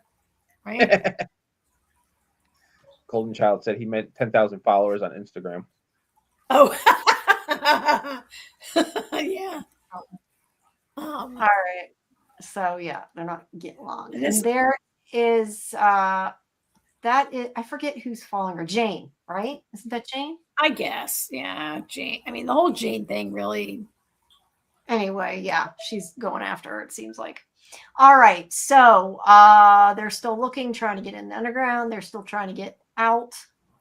Thank you, Dieter. Yes, please like and subscribe. It's always appreciated. This was pretty harsh scene, right, you guys? Yeah, I like Jeremy, but he's been a little shit to her. He has been a shit. Which, to be fair, I mean, I guess he never really knew how serious their relationship was.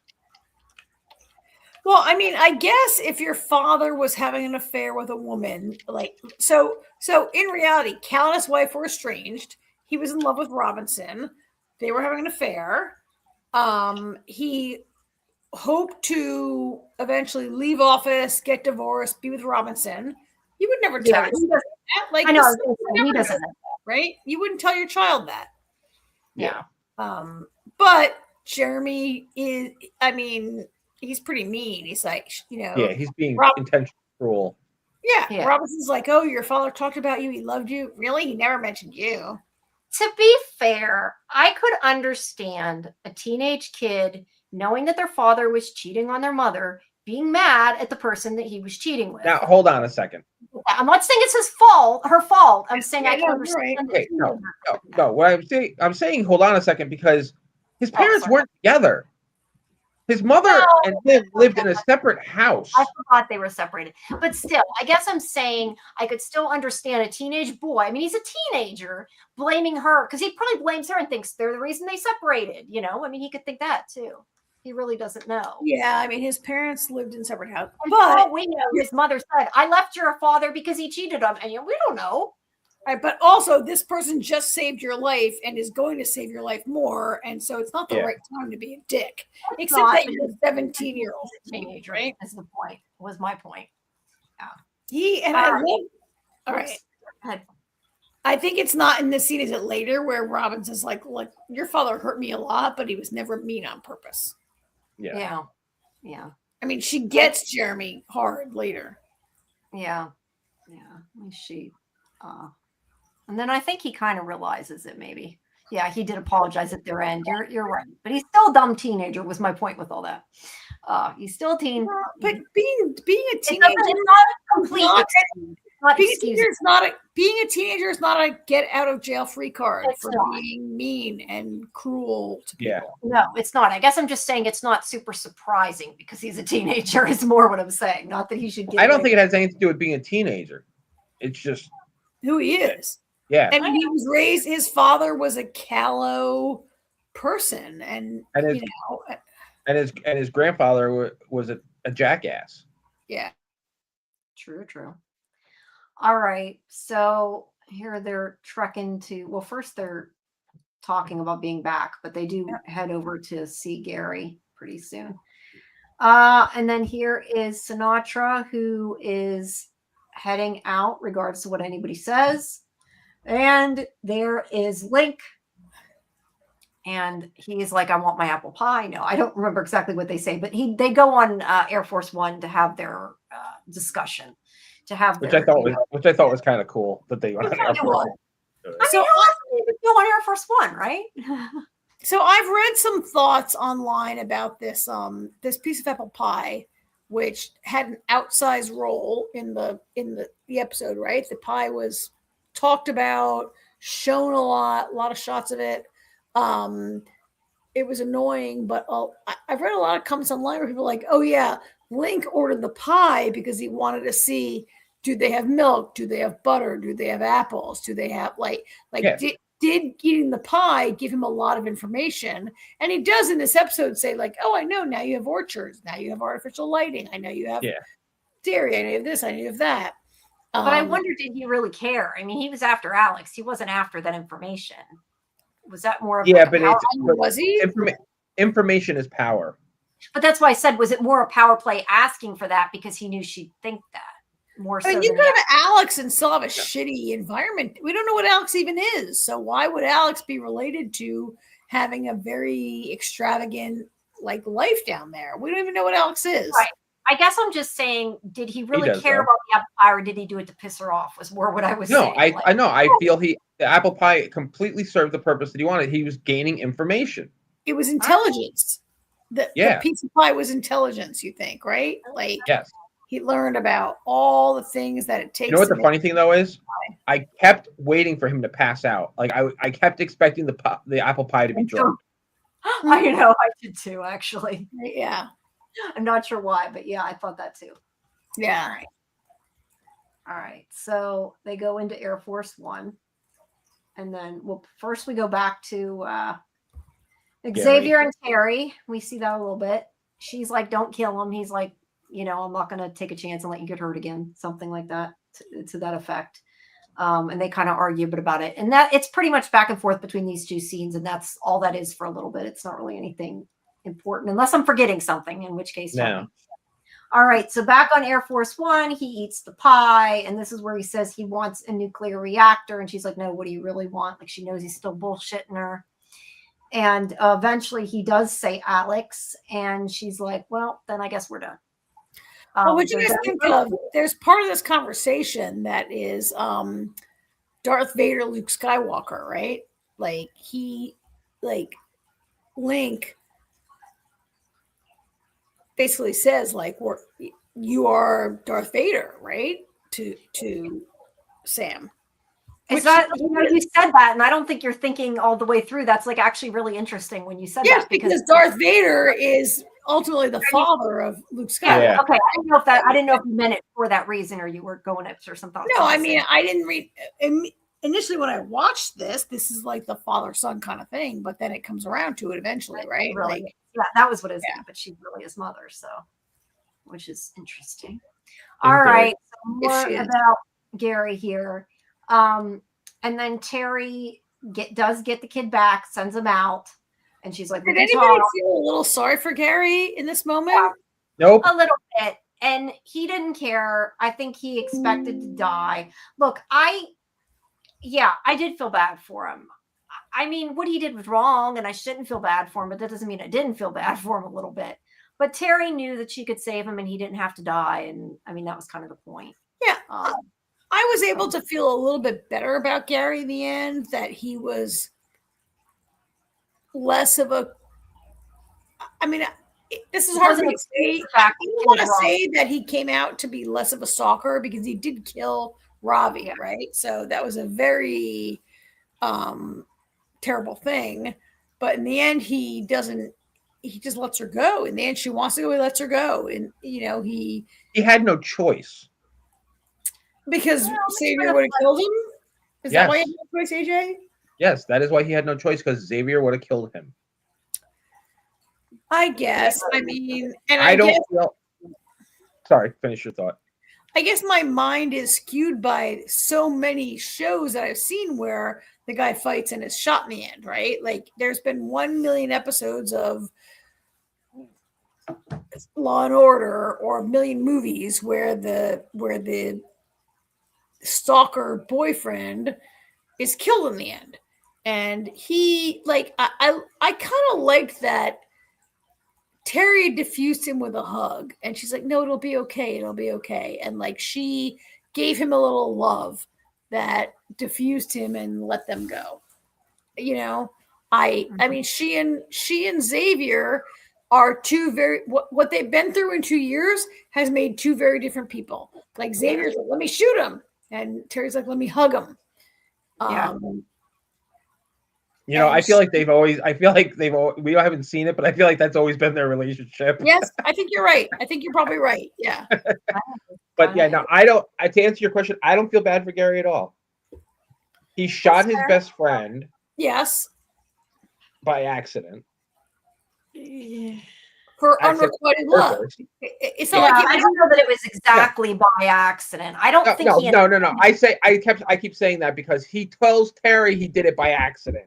Yeah, but he didn't do it by accident, but I don't think he intended to. It wasn't premeditated. I think he got upset. No, it wasn't premeditated. It was in the moment. That doesn't make it better. He tried to kill Xavier, and if Xavier didn't catch on at the last second and jump out of the way, Xavier would no longer be with us. And it's totally stalkery. It's for unrequited love. It's not like he takes the kid who doesn't want to go with him just to basically bribe. And it's not like he and Terry. It's not like you are defending your wife. Like if he and Terry were in love and he was going to kill somebody after his wife, exactly. It's very yeah. So I don't feel bad for Gary at all. I'm glad that storyline is okay. So I kind of really liked the way they resolved it. That Gary like kind of gave up. But he was like, I agree with that. And lonely, and Terry hugged him and was like, I do like the way they resolved it. I do like the way they resolved it too, but that doesn't make me feel any sympathy for all right. And I like that the writers chose to have something that was resolved not through violence. That this show doesn't have to be like Walking Dead, where everything was violence all the time, right? Like, no, I agree. Yeah, B and I are on the same page. He's creepy. All right. Yeah. Like when you were saying too, though, like he tried to kill Xavier. I guess I feel like I said with Ravi, that we're still calling Ravi, it wasn't premeditated. I don't want to say he didn't mean to do it. He did it because he got so angry. That doesn't make it okay. But he didn't do it because he wanted to hurt the guy. It's still not okay. But he definitely knew what he was doing when he tried to kill Xavier. So it's kind of like he got worse. So night, Robert. Shouldn't feel bad for him, but I did it. Yeah. Good night, Robert. Night. All right. So anyway, they end up getting away. Yes, they end up getting away. Wait, there is. And that storyline is finally over. And we have more of them on the plane. That's what yes. And AJ, thank you. That storyline is finally over because it was never that great, right? Yeah.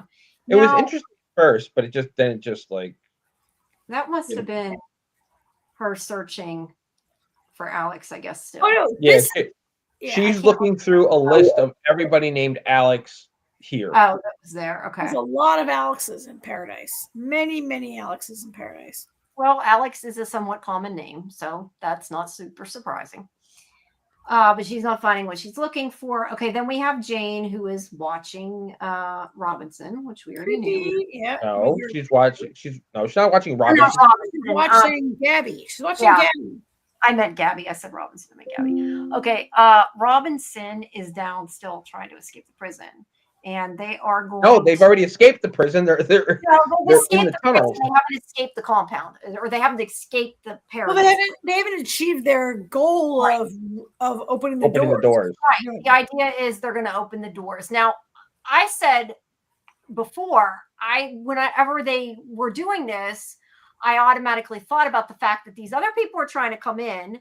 They're trying to keep them out, and I figured they're going to open the door and then all the other people are going to come rushing in. Of course, that may not be the case because they're causing a meltdown instead, but that's what I thought was going to happen. Either way, it's a bad thing because it's all happening at once, just kind of like the president predicted pretty much. So I want to take a minute and ask. So Jamie, I know you don't you're not, you haven't watched all of the Lord of the Rings movies, right? Yeah, I've watched all the movies. I've read. So, there's a lot of talk about Helm's Deep in this, right? The Battle of Helm's Deep. Yeah. Yes, I knew what they're talking about, the orcs and everything else. Yes, I knew what they're talking about. I mean, it made me, so there was a nerderific part of it, but it made me think is part of this, foreshadowing, because, they do get overrun. They do get overrun at Helm's Deep, right? Ultimately, they're okay, but there's the enemy force does come in and overtake them, and so it made me think: is this foreshadowing that Link's forces are going to come in? I don't know. Do you guys think about that? I didn't think about it connected to Helm's Deep, but that's what I thought was going to happen. I think everything that Cal says has been some sort of foreshadowing throughout the entire 2 seasons. Yeah, pretty much. You're right. Cal seems really dumb, and everything he says happens. Well, either way, I thought they were going to get in. I thought they're gonna break that. They're gonna open the doors. Link's people are going to get in, and then there's going to be a battle. That was kind of what I figured was going to happen until like the last few minutes when we find out that's not the case. Okay, wait. B's asking. No. Go ahead. Move on, and let's come back to it. Okay, we'll come back to B. All right. I thought that's what you're talking about, but okay, we'll come back to it. All right. So more. Okay, we already talked about that. He hugged her. It's all good. Now they take all their new kids to go back and find their old kids. Yes, they're going on the one part of the scene I did appreciate was when he said I forget exactly what he said, but basically he said something about, he's like, how do you still like babies? He goes, you still like babies? Yeah. We have a lot to talk about. Yeah, we got a new baby. All right. Funny, I actually forgot about the baby till he said that. Yeah, they'd put it in a drawer for a while, as I like to say. All right, so this is where she told Link they couldn't come to an agreement. He goes to leave, and this, I think it's this guy that calls him that, isn't it? Yeah, it was. Dylan, and she suddenly realizes by the date and by what, I forget exactly all the reasons, but well, she realizes. She's like, your name is Dylan, when's your birthday? And he's like, what? Yeah. And she's like, when is your birthday? He's like, what the fuck do you want, woman? And same as her son. So this and then she realizes it make a lot of sense to me. Do you guys have any problems with this scene? Like yes. Like, go ahead. All right, AJ first. Go. Problems. Lots of them. Go ahead. Well, starting with, it makes no sense that just because his name is Dylan, she'd ask for his birthday. Like, first of all, she's like Link, Dylan, right? And is every person named Dylan just I met somebody who had my same birthday, I wouldn't think that it was like some sort of like timey-wimey, earth-shattering kind of thing, right? So that bothered me. Second of all, I kind of wonder, like, is this really the timey-wimey thing that we think it is? Or could it be that Link/Dylan is gaslighting Sinatra, that he already knows about her and is fucking with her to give her the birthday of her kid? It could be. But what I was going to say, though, is we're automatically assuming like timey-wimey or whatever, because this is a show that has added some science fiction elements. But it also makes me wonder, thinking about it now in hindsight, like the whole point of this is she thinks her son's alive. She has this calm. She's been so distraught and in pain and grieving all these years. And she's suddenly like, my son's alive. There's a chance. He's, and I kind of wondered, maybe he isn't her son. Does it necessarily matter? Because I feel like the point of that, thinking about it now, is more the way it's changed, the way she acted. Like whether he's her son or not, it gave her a sense of peace knowing there's a possibility he could be okay. So maybe it's not really about if he is her son. Does that make sense what I'm saying? And I could be completely wrong, and it could be a timey-wimey thing. Just now talking about it, it made me wonder. All right, AJ. What? Any thoughts or about the whole Dylan? I like the idea of him possibly knowing more about Sinatra than he lets on, and that they're fucking with her. I like that idea. Yeah, I like that too. The whole thing. I mean, Sinatra's reaction to it is surprise. So I feel like it's a situation where she's like, "Oh my god, my son's alive. I have to go see Alex now and have her and have the AI, again, assuming that it's an AI machine, have the AI machine send a message back so that my son lives. Only I won't know it until it's just good stuff." I mean, your first reaction was like, "I feel really horny. Let me go fuck my husband." Because she's been sad about her son for the last 17 years or 17 that's why years. I said it's like kind of helped her grief. I don't know. I mean, I don't know. I need more. I need to see the finale. I need to see the finale. I need more. I need to. I just right now. I don't. I feel like they've lost their way. This season has been uneven. right now it feels like shock for the sake of shock. I mean, there have been breadcrumbs this whole season about about everything, but we don't know what to make of it. We don't know what it is yet, and maybe that's the problem I'm having with it because we don't know what it is yet. So I'm Maybe. gonna, yeah. So Well, either way, B's right. Sinatra gave up something, she revealed a vulnerability, and he's going to try to figure it out. It might be that he'll use it against her, and it might, and that's why I'm saying maybe he's not her son. I mean, we're assuming and taking it at face value. That doesn't necessarily mean he is. That's a fair thought. With everything else going on, I thought it was not too. out of the realm of possibilities. But I'm sorry, but Dylan is a hugely. There's like millions of Dylans. It's such a popular name, right? It's the same birthday though. Oh, Yeah. I don't know. I guess we'll find out So, next week. I don't know. This show kind of. Nobody knows. We have a bunch of comments to go through, Jamie, but before we get there, because we're done, right? Uh, oh no, we're not done. Go through. Go. Let's finish working our way through. Okay, the Sachs. We already talked about that. Okay, Yeah, she's all hot. Yeah. Yeah. So then we see more about the flashback, and this is when the group of people are like, since they're waiting for Sinatra has taken off to go after Alex. That's all we know. She's going for Alex. We don't know what's going on. It takes like 25 minutes to go in your little her little cargo train there. Yeah. But the point is they're like, she's not here. We need to make a decision without her. So they're like, let's vote. We're going to lock down the place. And because they are trying to lock it down, at the same time, the other ones are trying to open it up. Jeremy and Anders are trying to open the doors. Yeah. Yeah. That the only way they know how to open it up is to make it like there's no oxygen. They're knocking the air out, and it's supposed to send off an alarm and open all the doors. Now, here's the thing. I guess it's not just that they're going to be locked in with no air. It's causing a meltdown too. I thought it was just they were stuck with no air, but then I realized, is there more going on, or am I misunderstanding something? No, there's two conflicting orders. So the guys in the basement, Jeremy and Anders and Robinson, have broken all the oxygen, and they've told the computer to open the doors because we have no oxygen. And yet the guys upstairs have told the computer to close the doors because we have an emergency.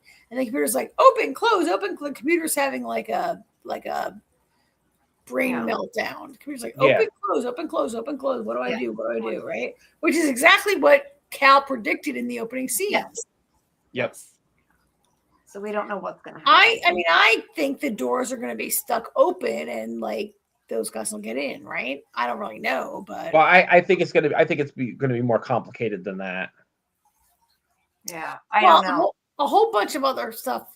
So but this is not actually the end of the nuclear reactor, though. That's why I thought maybe it was going to cause the whole place to melt down if they don't like fix it, like literally a meltdown. Well, this is not the end. There's a few more episodes. Okay, right? There's one more episode. We have Gabby who stabs Jane. I've thoughts about that, you guys. You don't think she's dead? Gabby, why? What? Tell me why. I said, tell me why you don't think she's dead. Either. I think she's. I think she killed her. She stabbed her multiple times. There was a lot of blood. Right? Yeah, I thought she stabbed her once, but maybe I'm misremembering too. I thought she stabbed her once. There was 2 or 3. I thought she stabbed her once, but I kind of thought what bothered me was like Billy got a backstory and died in that episode. Jane got a backstory and died in the next episode. Right? Like they set these two up. Works for me. And it does, because I thought Jane's backstory got really bad. Like, I'm happy Jane died. I would like to see more of Billy. I'm happy Jane died because her character was whatever. But I think that, I don't know, I feel like the writers wasted my time having Jane become this big bad and then be killed. I like that. I like that Gabby got a little guts and stabbed her, right? I just kind of feel like, I don't know. I feel like that was too easy. That's why I don't think she's dead. Like, I think she's going to wake up and be like, she's dead. But we'll find out. Gabby is D-E-A-D. Gabby is going to be dead? Yeah. She's not dead. Golden Child, do you think that Jane is alive and that's why Gabby's going to be dead? Or did you put the wrong name? I think that's what he means. I mean, Jane is dead. See, I am very disappointed Okay. with Jane, because I was very intrigued by Jane. I couldn't wait to learn more about Jane, and it was a big letdown when we got her flashback. Her flashback was ridiculous, and Yeah. now Oh, she he is did mean- maybe Okay, he meant probably Jane. dead, Sorry, right? I misinterpreted. He meant Jane. Okay, That's what I well, thought. That's why I asked. okay, so you guys think Jane's dead. I'm curious how Jane's many dead. people think that. I was gonna say I should put a like I should do it. I should put up a poll. Pull, So, yeah. how many people or no, do you think Jane is dead? If you're in Yes. our YouTube, answer yes or no. I put the poll up. It'll be up for a few minutes till we're done talking. Do you think Jane is dead? I think she's not, but we'll see. I hope she's dead. I agree with B. I don't like Jane and I hope she's dead, but I don't think she is. Yeah, I hated Jane and her whole story also. I agree with Beehive. I kind of hope she's dead. I'm done with her. Fair enough. All right, Yeah, let's like I said, we have a like few I said, her story comments. was a letdown. Yeah, Let's we get also some- have no wait. Let's before we go completely off. Here's the full lockdown and complete Yep. system conflict. So yeah, I don't know. I wonder if it was gonna. She's going there to see Alex. I didn't know if maybe because there's this whole nuclear reactor, if it could be gonna blow up and have a melt, not blow up, but have a nuclear meltdown. That was kind of my question because I thought at first like they're gonna not have air, but then I'm like, yeah, but they're just making it look like that. So I don't think that's the case. But yeah, something's gonna go wrong no matter what. They're screwed. Let's put it that way. But And then it ends with Sinatra saying, "Hello, Alex," right? yeah, which I don't know if we're supposed to still think it's a person. I don't know if there's anybody left who still thinks it's a person, but I know. I feel like they're Is it holding like out. an acronym, like ALEX, like an abbreviation, right? Like it stands for something, or is it? Well, I assumed it was written after the or named after the guy's wife. That was why it was named. Yeah, that's what I think too. Yeah, But it could still be like artificial. I don't know, right? I don't know. it could be. No, you're right. It could even if he named it after his dead wife, it could still be yeah, artificial, lazy. Artificial life form expecting. Yeah, who knows, right? Xavier. Maybe it has to do with Xavier. It's got an X in there. Who knows? I mean, the idea that that reminds me. Sinatra says, "Hi, Alex." I don't want it to be a sentient AI. That's the worst possible story it I can don't be. think this like has to be. I think that part of the reason she says hi, Alex, is because I think they think viewers are dumb and that some people still think it's a person. That's what I personally think why they did that. I think that this is supposed to be some big cliffhanger, like, oh no, who's Alex? And like they think people actually. This giant room, a couple miles away from the main compound, and she says, "Hi, Alex." You know what I mean? Like, it was a good theory. I said I wonder if they think people think that. I didn't say it made tons of sense. Yeah. Here's my question, though. Here's my question. Who put out? How many people actually know about Alex? Did she kill everybody that knows about Alex, other than her maid? Well, yeah. Because she took like a monorail to get to Alex. It took a long time. Which seems to be very separate from the rest of Paradise. And you got to wonder why. Anders doesn't seem to know about it, right? Anders. Yeah, I don't think Anders knows about it. I don't think anybody does. I agree. Which makes the question: Who did she get to dig it all out and do all that? Well, it raises the question where Sinatra is she's a computer genius, right? That's how she made her billions of dollars, being like some computer genius. And then the show wants us to believe that when her daughter Hadley says, "Oh, by the way, every single password is Dylan's birthday, 5/16." I'm like, wait, what? Yeah. It's the end of the world, and every single password is your dead son. Yeah. I was like, wait, what? Like, how do they make Sinatra? The only thing like that would make sense with that is if they gave the year because they wanted us to pick up on it, but I don't think they gave the year. No, the show is being dumb. Yeah. No, it was just another clue before the reveal. This is I like B's question. Yeah. Why did she put on the special coat to go in the room? I wondered that too. Oh, right? Yeah. Yeah, she's got on a lab coat almost. I mean, it's blue, but it wasn't even like for radiation. It was just some random blue coat. It's like a lab coat to me. Okay, so Golden Child says it could be a super AI like an iRobot. iRobot. Yeah, I was gonna say, I think he's saying like in iRobot, either like a robot or like in iRobot. And so I get it. I get that, but I am hoping it's not an AI because I would rather see something that's a little more. We've seen so many shows like that. Karen wants to see this big supercomputer that has turn dials and tapes. No, I do not. No. Why not? Because that would be that's not AI. But it's not original either. No, but it's funny as hell. Listen, Karen, those are your choices, all right? A whole lot of choices, yeah. All right, let's go to the rest of the anyway, back to the comments. Fletcher says it's a good show, but I agree this second season has been kind of a letdown. Yeah. What? All right, who took over Fletcher's computer? Yeah, I know. You seem happy.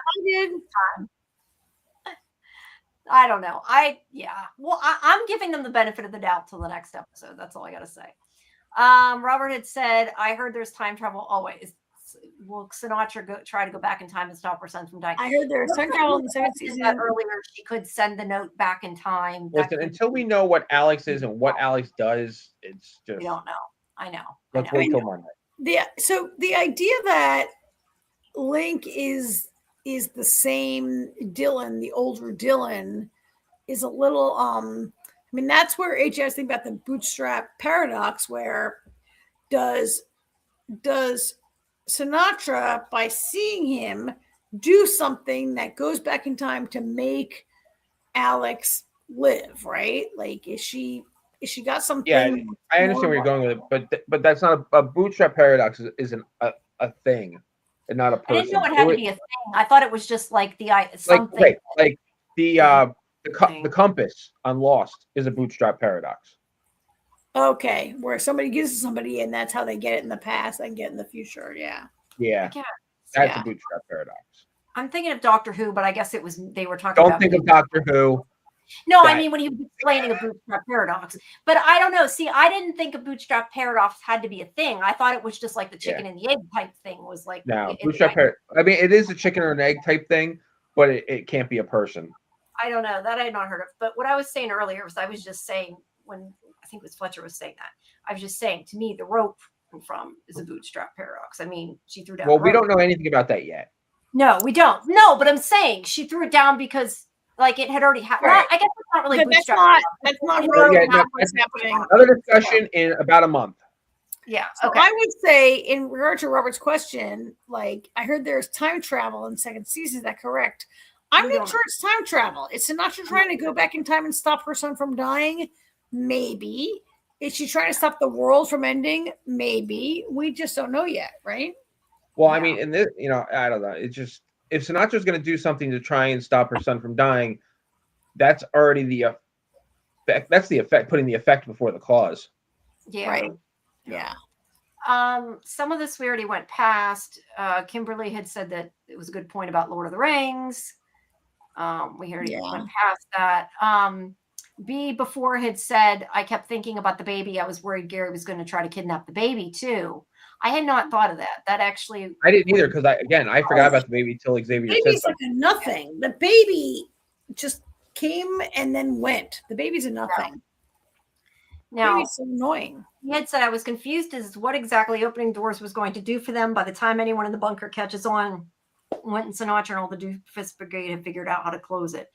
Not necessarily, because they're in the process of trying to close it, and it's trying to do two things at once, was the point. It doesn't know what to do, I guess. And I guess if they're going to open, yes. So I guess if Jeremy opened the doors, could Sinatra have immediately closed it? Yeah.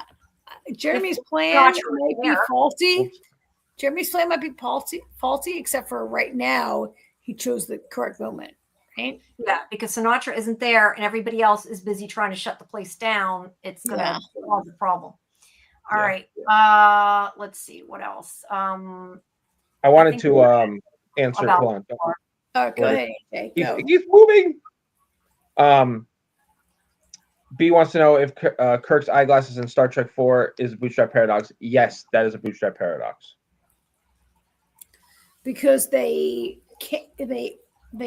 were in it, but they could not have been. But it's a loop, right? It's a loop. Yeah.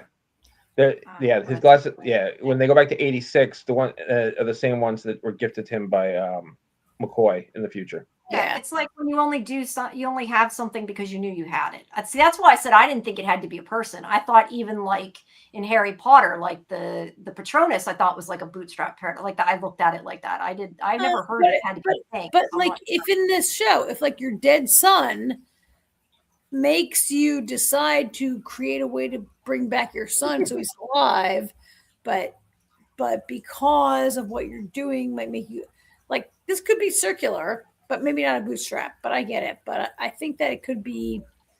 I'm not sure that what. Yeah, we're gonna. We can sit here for hours and just go round and round about what. I mean, so we didn't talk about the nosebleeds, though, right? So in this episode, I don't know, but nosebleeds, right? I forgot about that. Or causal loop does not have to be a thing in reality. It's a theoretical concept primarily found in science fiction to explain time travel without changing the past. While mathematically possible with certain general relativity solutions, it violates linear causality and thermodynamics, leading many scientists to believe it's physically impossible. Duh, paradox. I'm adding the duh paradox part. AJ, so, the nosebleeds. Let's talk about nosebleeds, you guys. I forgot about the nosebleeds. Glad you brought that up. Right? Yeah, I don't get the nosebleeds. That I was confused by that. Well, I think that's so we saw where very late in Sinatra's conversation with Dylan, he has a nosebleed, she has a nosebleed, right? And then later we also she doesn't have the nosebleed till after she touches him. Right. After he touches her hand, then she has a nosebleed. And then we also saw where Xavier's on the train and he had that woo woo woo like woo, and then he had the flash of Link again, which that's a whole other problem. How is he having memories of something that hasn't happened yet? I kind of wondered if the train crossed into being close to Colorado, and was he subject to some sort of force that was like wave that was happening that made him. He has had no nosebleed pretty much ever, right? And then he just got it when he was on the train getting close to home. Remember the episode when he had the memory of Link without having ever met Link? Oh yeah, yeah.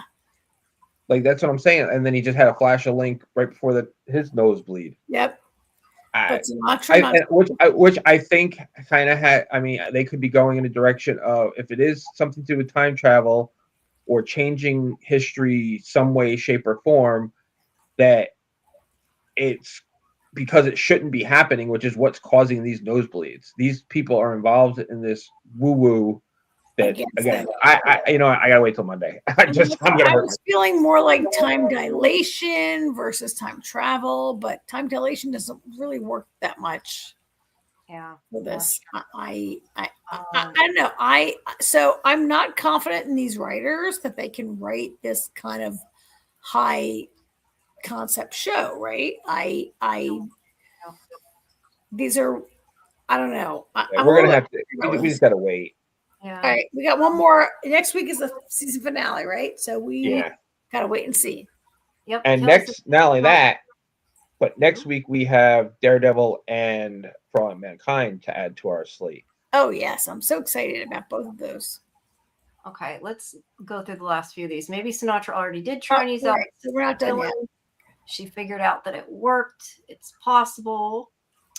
B had said the baby was annoying. I forgot about the baby. It was annoying. It was annoying. Did you put this up on this one? Maybe the nosebleed is a side effect of being in the real world. I'm assuming you mean Sinatra's a grandma. But maybe. In the real world, Sinatra was out. When they go outside of the bunker, that's when they get the nosebleed. I like it. Maybe it could be.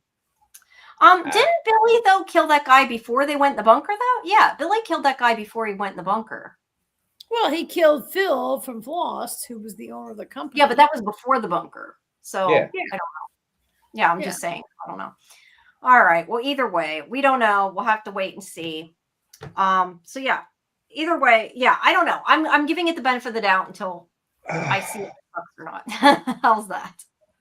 The nosebleeds are some kind of side effect of things that shouldn't be happening or something or other. Yeah, some sort of. Yeah. I'll have other thoughts Monday.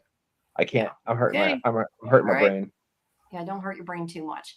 All right, guys. Well, if anybody wants to join us for Daredevil Reborn, and we'll probably wait till, I don't know, wait at least 15 minutes, give everybody a chance to get there.